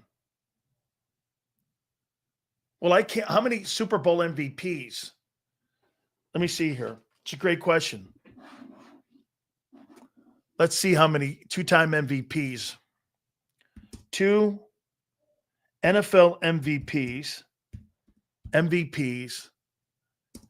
in Hall of Fame.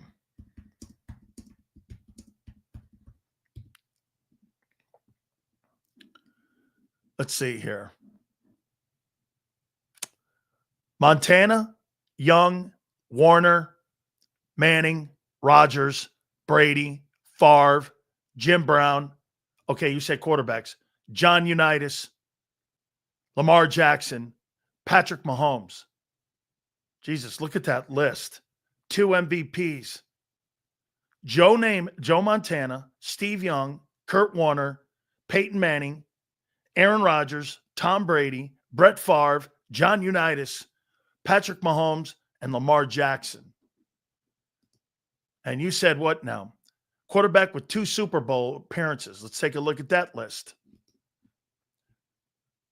QB with 2 Super Bowl appearances. QB with 2 Super Bowl appearances.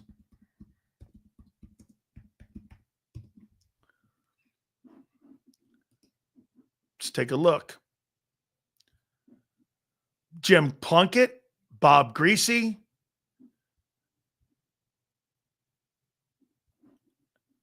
Jim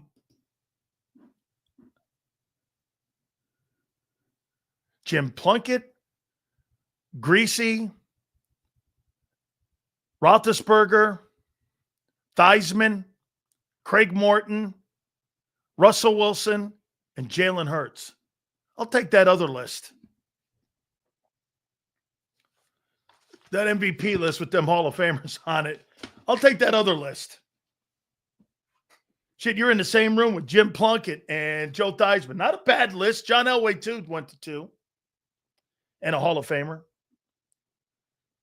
Yeah, absolutely. Yeah, no. Aikman, that's who kind of we're talking about with Hurts. Yeah. And by the way, Yale, Plunkett's got 2 wins. He's got more wins in the Super Bowl than Hurts does. Who's he? And by the way, if I'm not mistaken, I think he did that both with wildcard teams. Anyway, so let's reset here a little bit about tonight. Kind of a small pregame show here a little bit with this.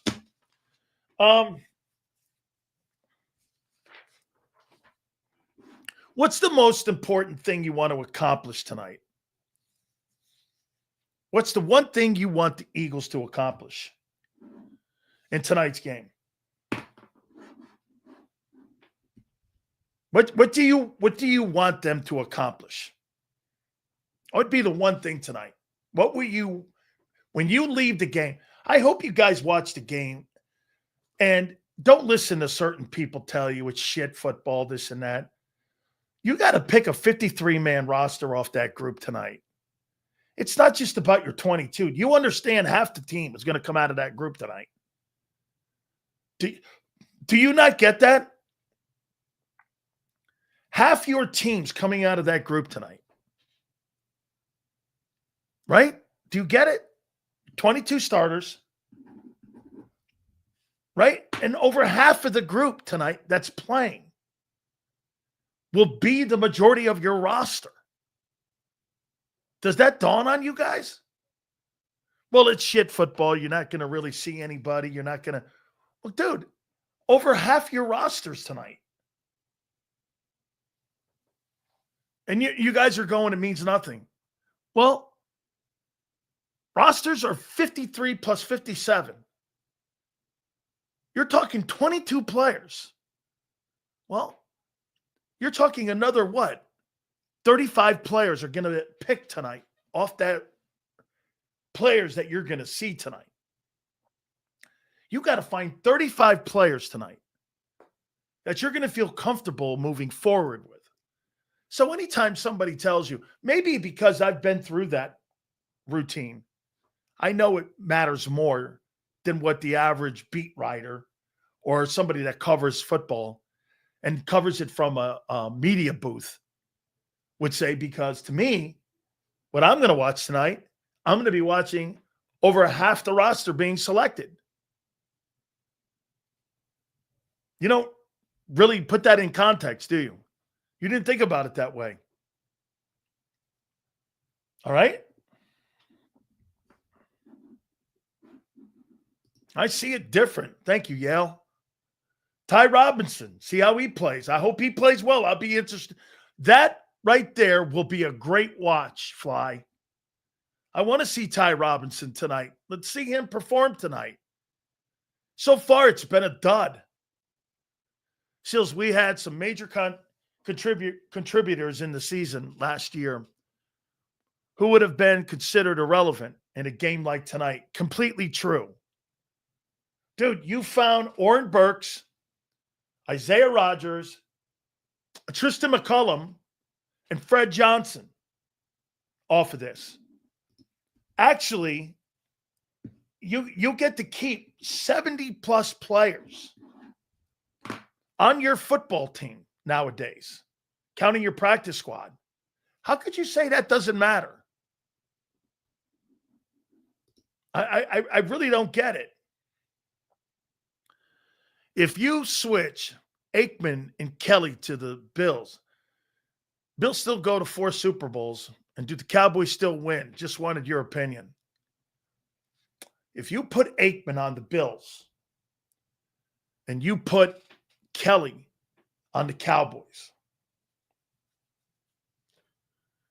it's coaching. Jimmy's coaching staff is better than Buffalo's with Marv Levy and them guys. You know why? They were a predominant running team. Even though they had Thurman Thomas, they had the Kelly gun, the K gun.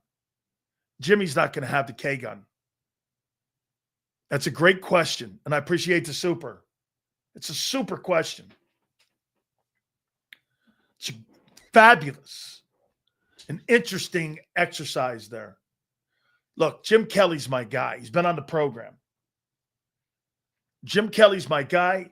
I love Troy. And I think highly of Troy. Kelly was just a tough-ass Pennsylvania kid. I mean, West Pennsylvania. I mean, he was just a tough-as-nails guy. You know, he got recruited to Penn State to play linebacker. Joe Paterno thought he would be a great linebacker at Penn State, and that's back when they called it LBU. LBU, linebacker U. Troy Aikman's a great football player, but Troy played inside the parameters of what they wanted to do in Dallas. I was there for it. They wanted to run the ball and play D. Basically what you guys are doing. You know, if you think about it, the Eagles took a page out of the 1990s, and they're jamming it back in Mark Holmes' face on how they – you know why? I would say this. You know why Cowboy fans probably hate you? Everything Jerry Jones envisioned last year about how he wants to win football games, you're doing. Because everything Philadelphia did last year, why don't you just put a Cowboy uniform on them, put 22, 88, and 8 on the premier guys, and it looks like the Cowboys. And you put the numbers 61, 73, 71. You put all those numbers in the O-line, that looks like the Dallas Cowboys. I mean, that thing looks like the Cowboys. Right? Pretty cool. It's a great school. Penn State. Philadelphia. Remember, Sills, when you said last year, who the F is Zach Bond? Correct. And those two rookie cornerbacks can't save you. And Jordan Davis is fat. Remember? Yeah. Jordan Davis, as far as I'm concerned, is still an underachieving defensive player. Zach Bond, nobody knew who he was, including your coordinator. And nor did the Saints. And your two corners, no doubt, absolutely played well and showed everybody they were underdrafted. Even Q and even Deshaun. Absolutely. I'm here to tell you, that's absolutely fabulous. Philadelphia. Jordan Davis losing weight doesn't mean he's good. Where the fuck did you get that from? He lost weight, so that changes the narrative? That he's underachieved? Where did you get that from? Where in the world have you gotten that from, two down Davis? Where did you get that down? Two down Davis. Where in the world did you get that? Trying to tell me that because he lost weight, well, now he's good. We'll find out. You think because he lost weight, that changes the narrative that he hasn't underachieved as a player. Okay. But the 49ers got 6 rookies starting this season. How are they going to be better? Make it make sense. Who said, I think they're going to be better because they're playing shittier teams. And they're playing the 3rd worst schedule in football. There's how you make it better. You're playing the 3rd toughest schedule in football. They're playing the 3rd easiest. Okay? Good night. Take a night off, kid.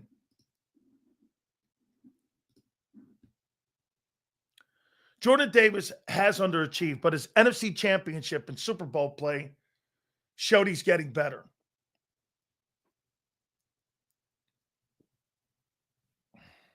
Then why is he a 2-down guy? Here, for him to change that narrative, not for me, but for the Eagles themselves, he's got to play better. Get this, Zach. That's not my opinion. That's Philadelphia's opinion of him.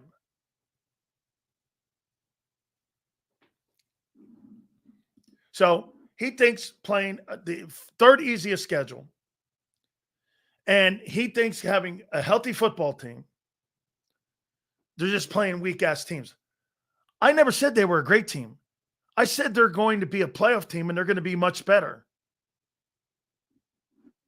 What the fuck are you listening to, guy? Did I say they were better than you?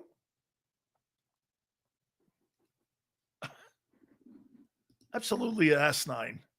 Some of the shit you think you hear. Really? How long? Listen to this. Most ETs take 3 to 4 years to develop. That's so untrue. Okay, really. Aaron Donald. How long did it take Fletcher Cox to? How long did it take Fletcher? A year? How long has it taken Carter? A year? How long has it taken? Name him. Name a guy in the league today. Vita Vea. How long did it take those guys? A year and a half? Take them 4 years? 4 years? You don't know what you have in 4 years. Well, then you're not doing a very good job of coaching. Okay? Brandon Graham was a really good football player. I wouldn't consider him an elite player. Like, when I think of the defensive ends in pro football in his generation, he ain't it.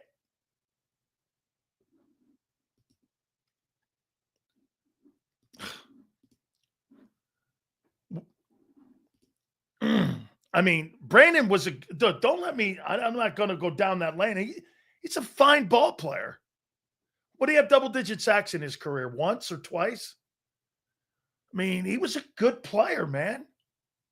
Don't go deep in on this because you don't want to hear it. Right? Please rank Montana, Kelly, Namath, Marino, all Pennsylvania QBs. Montana, number one, by far. Marino, 2. Namath, 3. Kelly, 4. All spectacular players. Back from what?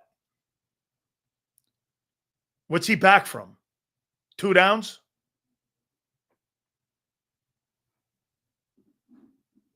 Yeah, I don't think so. A defensive tackle, nose tackle, versus a defensive end? Or are you trying to say that Jordan Davis is... Dominic Kitsu had 10 sacks his first year in Detroit. It was the defensive rookie of the year. You're not comparing Davis to Sue, are you? Sue had 10 sacks his first season and won the defensive rookie of the year in Detroit with the Lions. And Dexter Lawrence has been one of the preeminent interior tackles his entire time. You're trying to compare Jordan Davis to those two fucking guys? Way off base. Could preseason be overlooked at the fact of how good your depth plays when your starters are not playing because they can give some type of confidence to the starters? In Philadelphia, it's tough to make a team, though, dude. It's tough. There's only 3 seats open right now. I mean, and you have rotating seats open. Here's what you have open going into tonight. Okay? Here's what you have. You have safety, corner, the swings at both of those positions, your swing tackle, your right guard, Sting's going to win it by default, and your edge guys, probably you have to still figure out the rotation on that. But there's only like 3 jobs that are going to be open in Philly. When you're in New York with the Jets or the Giants or Carolina, Cleveland, there's a ton of job openings. I mean, that's why when people go like this, when you're a Super Bowl team and you have 5 openings for a potential job opening, I mean, that's rare because the Eagles took, they dismantled a little bit the number 1 ranked overall defense.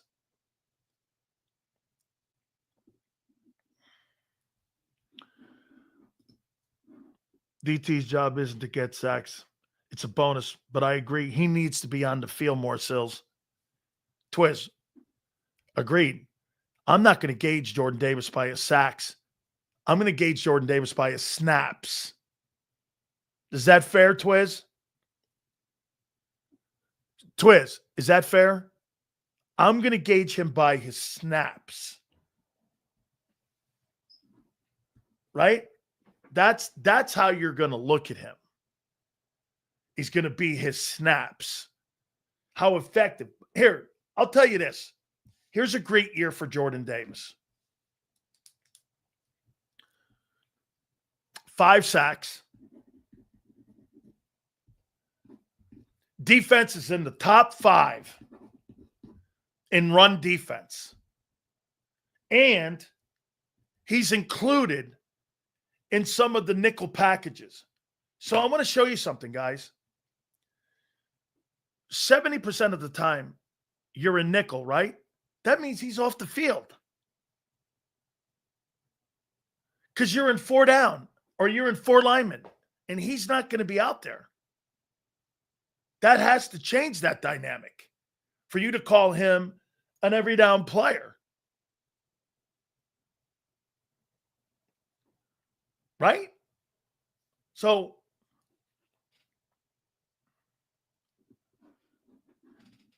one day we'll do that. Xander and I were talking about doing something like that. Maybe on a weekend, I'll do something like that. I haven't done that with you guys yet, have I?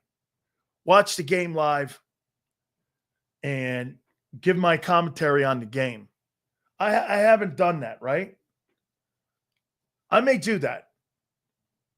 That may be another way, for us to do some damage with that stuff.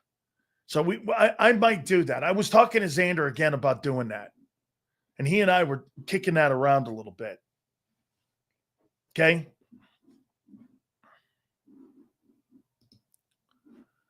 Get him to 65% snaps, 5 sacks. Yeah, that's in the room. Primo, you guys want me to do it? We'll see. We'll talk about it. We'd love that. Okay, let me think about doing that. All right, I got to pay some bills here. Guys, I appreciate you guys very much. $30 billion recovered. Make no mistake about it, the number 1 injury law firm in all of America is Morgan & Morgan. If you're ever injured, please do me a favor, guys. Make sure you check my friends out. They are the number 1 injury law firm in all of America, and they do this because they win. They never get paid unless you win. Go to forthepeople.com/big sales or pound law 529. That's forthepeople.com/big sales or pound law 529 to do me a favor. You tell them Big Sales sent you. This is Eric. When he got injured in a car accident, he called Morgan & Morgan. He not only gets a lawyer, he gets trial lawyers like Sam and Jessica who are in it to win it. He gets his own investigators with briefcases, leather ones. And if you ever have questions, our customer service folks keep things rolling. Injured? We're your army. Morgan & Morgan, America's largest injury law firm. Your financial future is on the line. Are you ready for what's next? At Leone & Company Wealth Management, we help young professionals, business owners, and pre-retirees navigate the complexities of building and protecting wealth. For young professionals, we'll help you grow your wealth, plan for your future, and make the most of your hard-earned dollars. For business owners, we provide strategies to protect your company, manage risks, and create a lasting legacy for both your business and personal wealth. For pre-retirees, we'll design a plan to secure your retirement, ensuring you can live comfortably and confidently in your next chapter. Whether you're just starting out, managing a thriving business, or preparing for retirement, we're here to help you take control of your financial future. The first consultation is on us. Get the advice you need without the cost. Let's make your financial vision a reality. Take the next step. Scan the QR code to schedule your free consultation today. And of course, go Birds.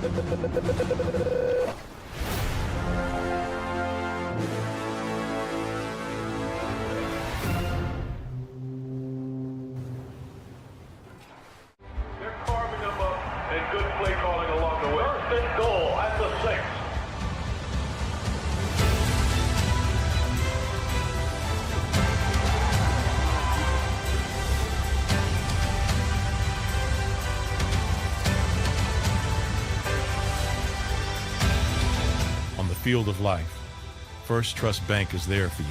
Champions on three. 1, 2, 3. Because Philadelphia dreams deserve a Philadelphia bank. In our hometown, we all look out for each other. We step up to keep our communities going strong. And at Independence Blue Cross, we're here to keep you going strong as the #1 health insurer in the region. No IBX is always looking out for you. EAGLES. Eagles.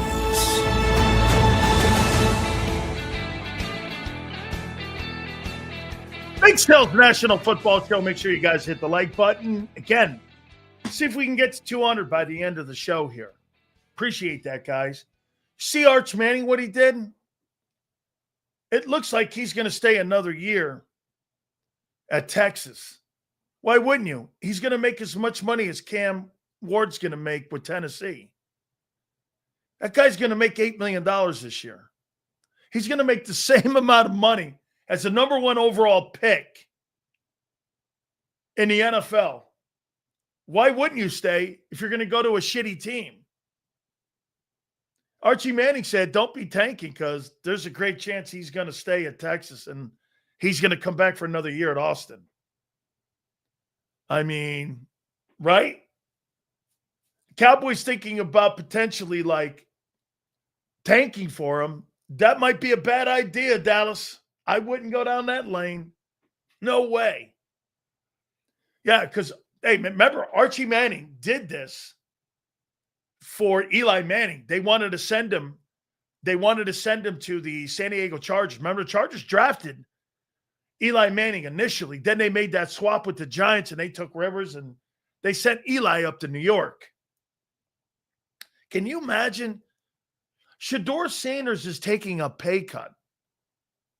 You know, that used to be the real big goof back in the day. Okay, that used to be the goof. You know what the goof was?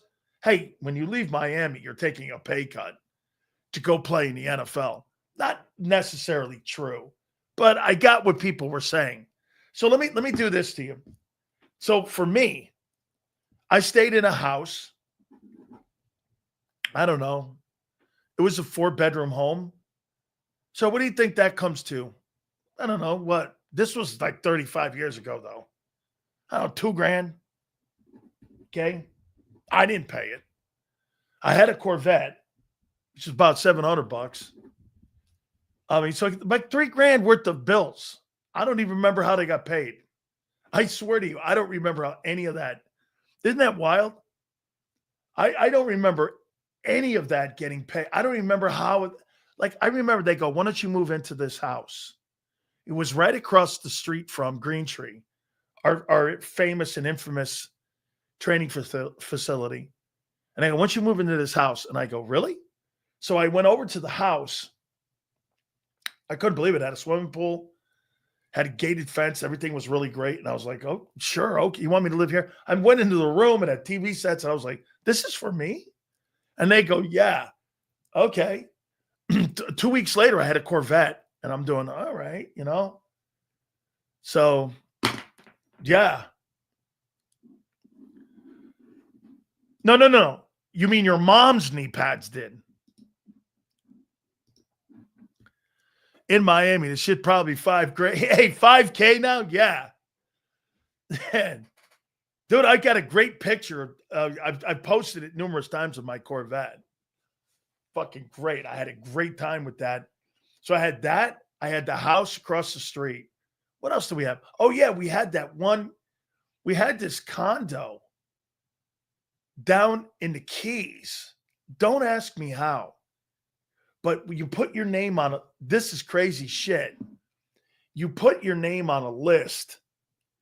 And if you wanted to use it, it was down. Where was this thing posted? Oh, I know. It was in the dorms. And everyone respected one another. So one week I got up there and I said, okay, I would take my girlfriend, 2 of her friends and me, and we're going to go down to the Keys. I put my name on it. This thing, I went down there twice. This thing was stupid great. Well, it was 1987 and I bought a 1987 Vet. Or it was an 87 Vet was given to me. Spy, it had 11 miles on it. And the guy that owned Abraham Chevrolet, which is now AutoNation, he's the guy that gave it to me. Hope some Ricky sacked Burrow. Man, I'll tell you, I don't get that whole thing with I don't get that whole thing with playing him. 71? Nah, bro. 71, I was shit. What was I, 9? Come on, dog. Manning already has all the money. Dude, think of this.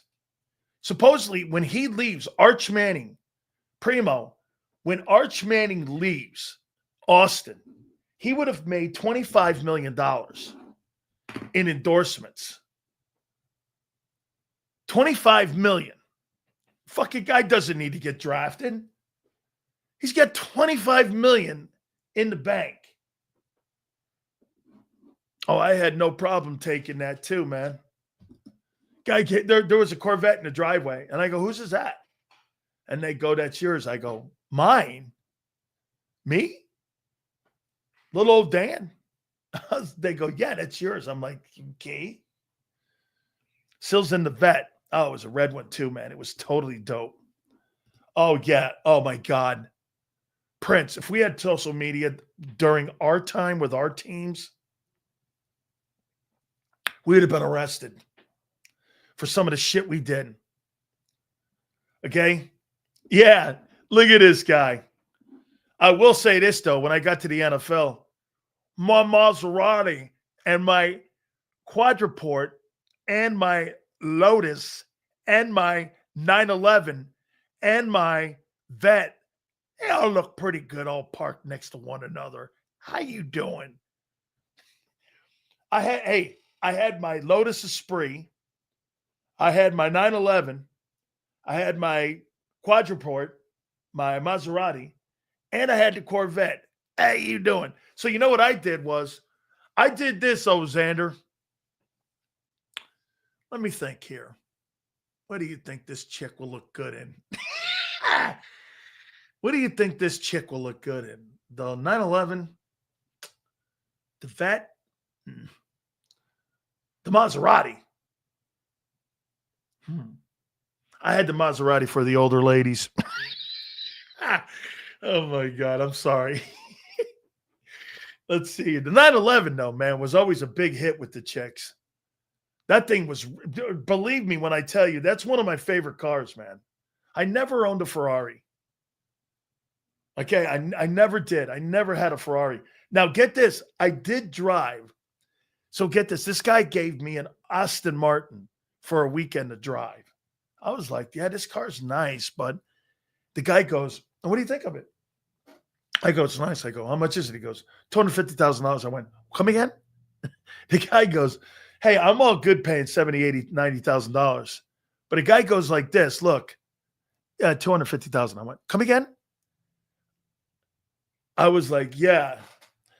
Florida top down? No. Let me tell you what I did once, Prince.